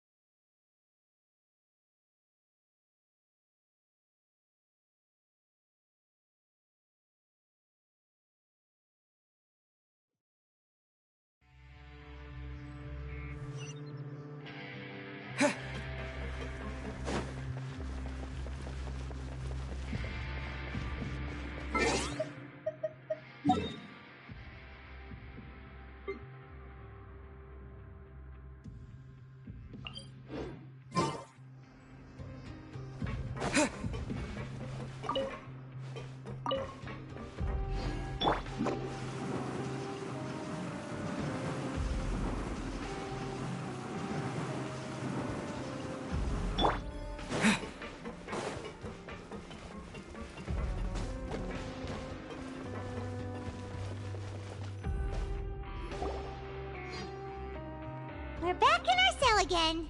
We're no longer prisoners, though, so it really doesn't feel the same. Sure feels that way. But the truth is, we never did anything bad to begin with, so I'm not sure why we put so much pressure on ourselves. Huh? How did you know? Hey, that's not true! All right.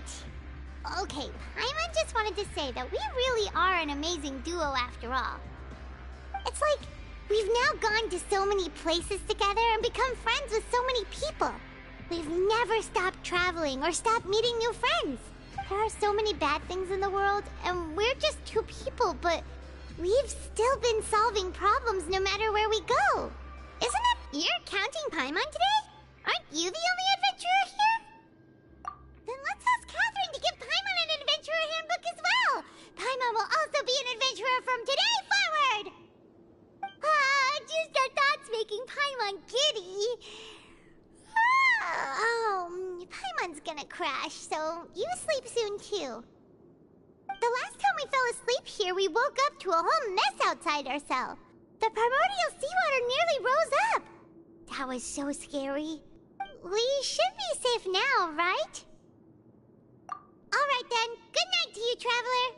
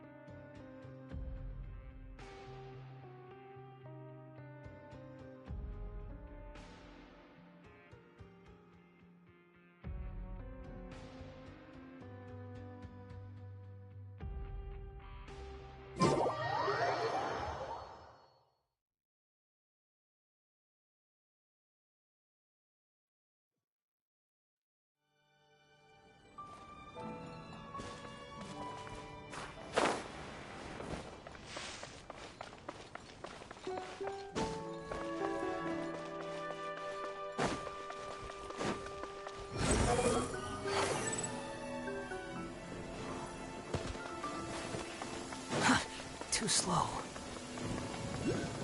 You want to use my hat as an umbrella? The wind rises.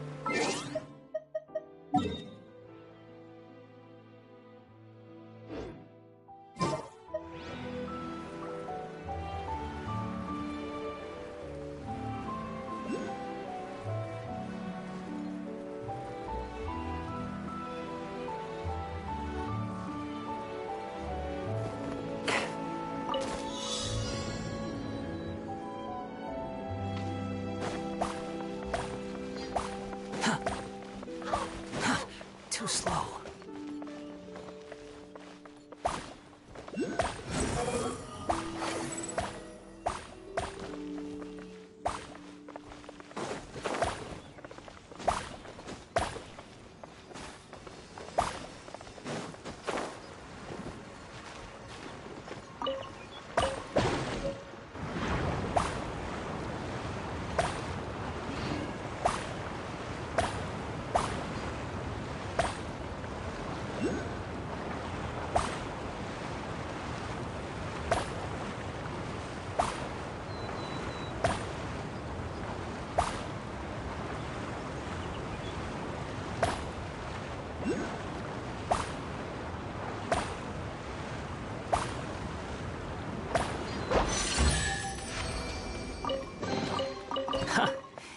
You even want this?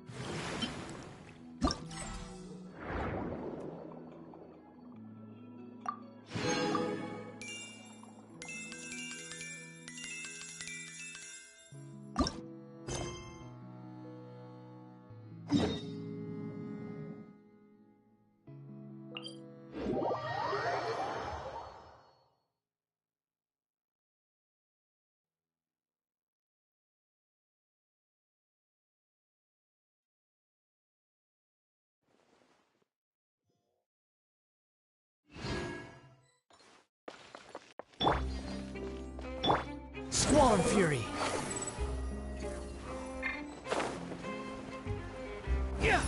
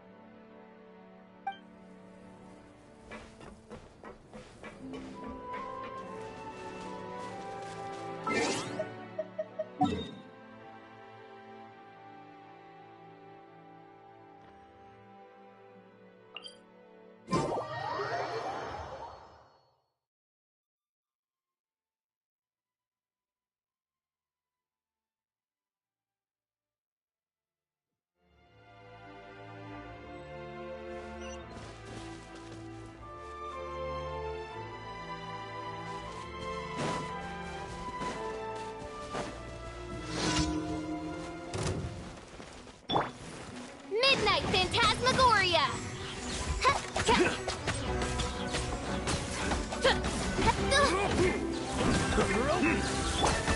Go! The hunter becomes the hunted. Twinjitsu! The wind rises.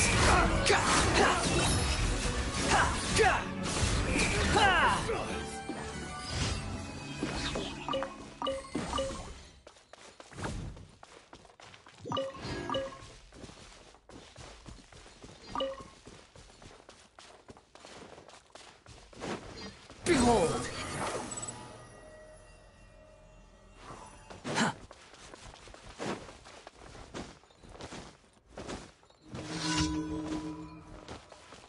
The wind rises.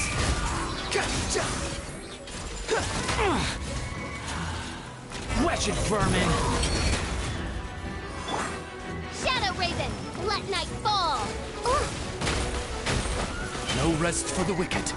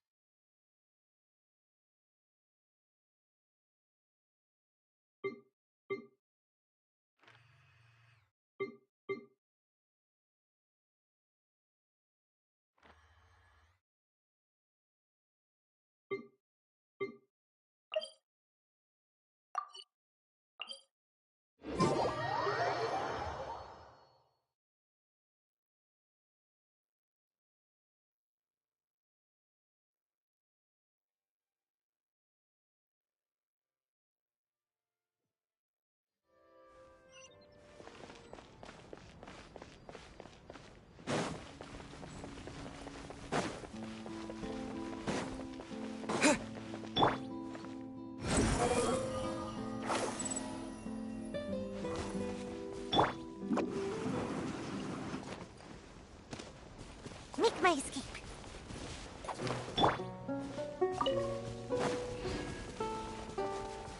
Squall Fury!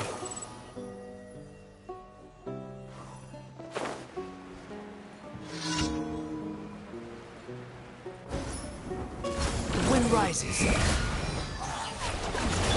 By royal decree!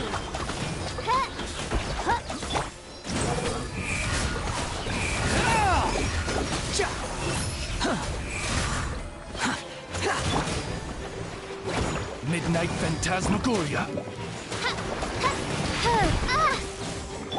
Go!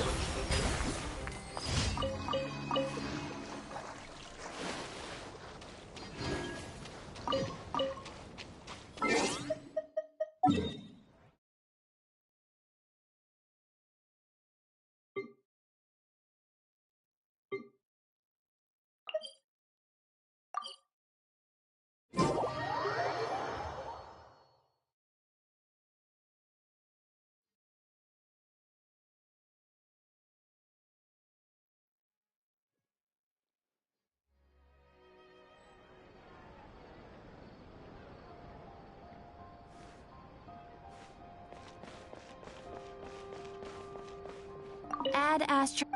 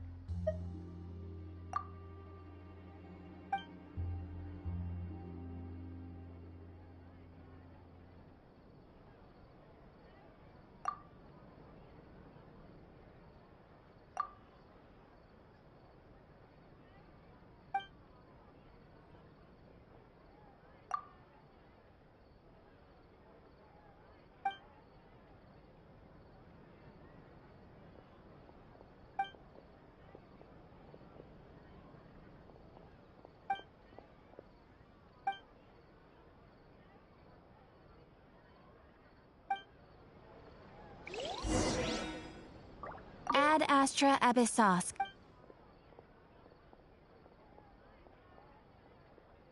Thank you for completing today's commission.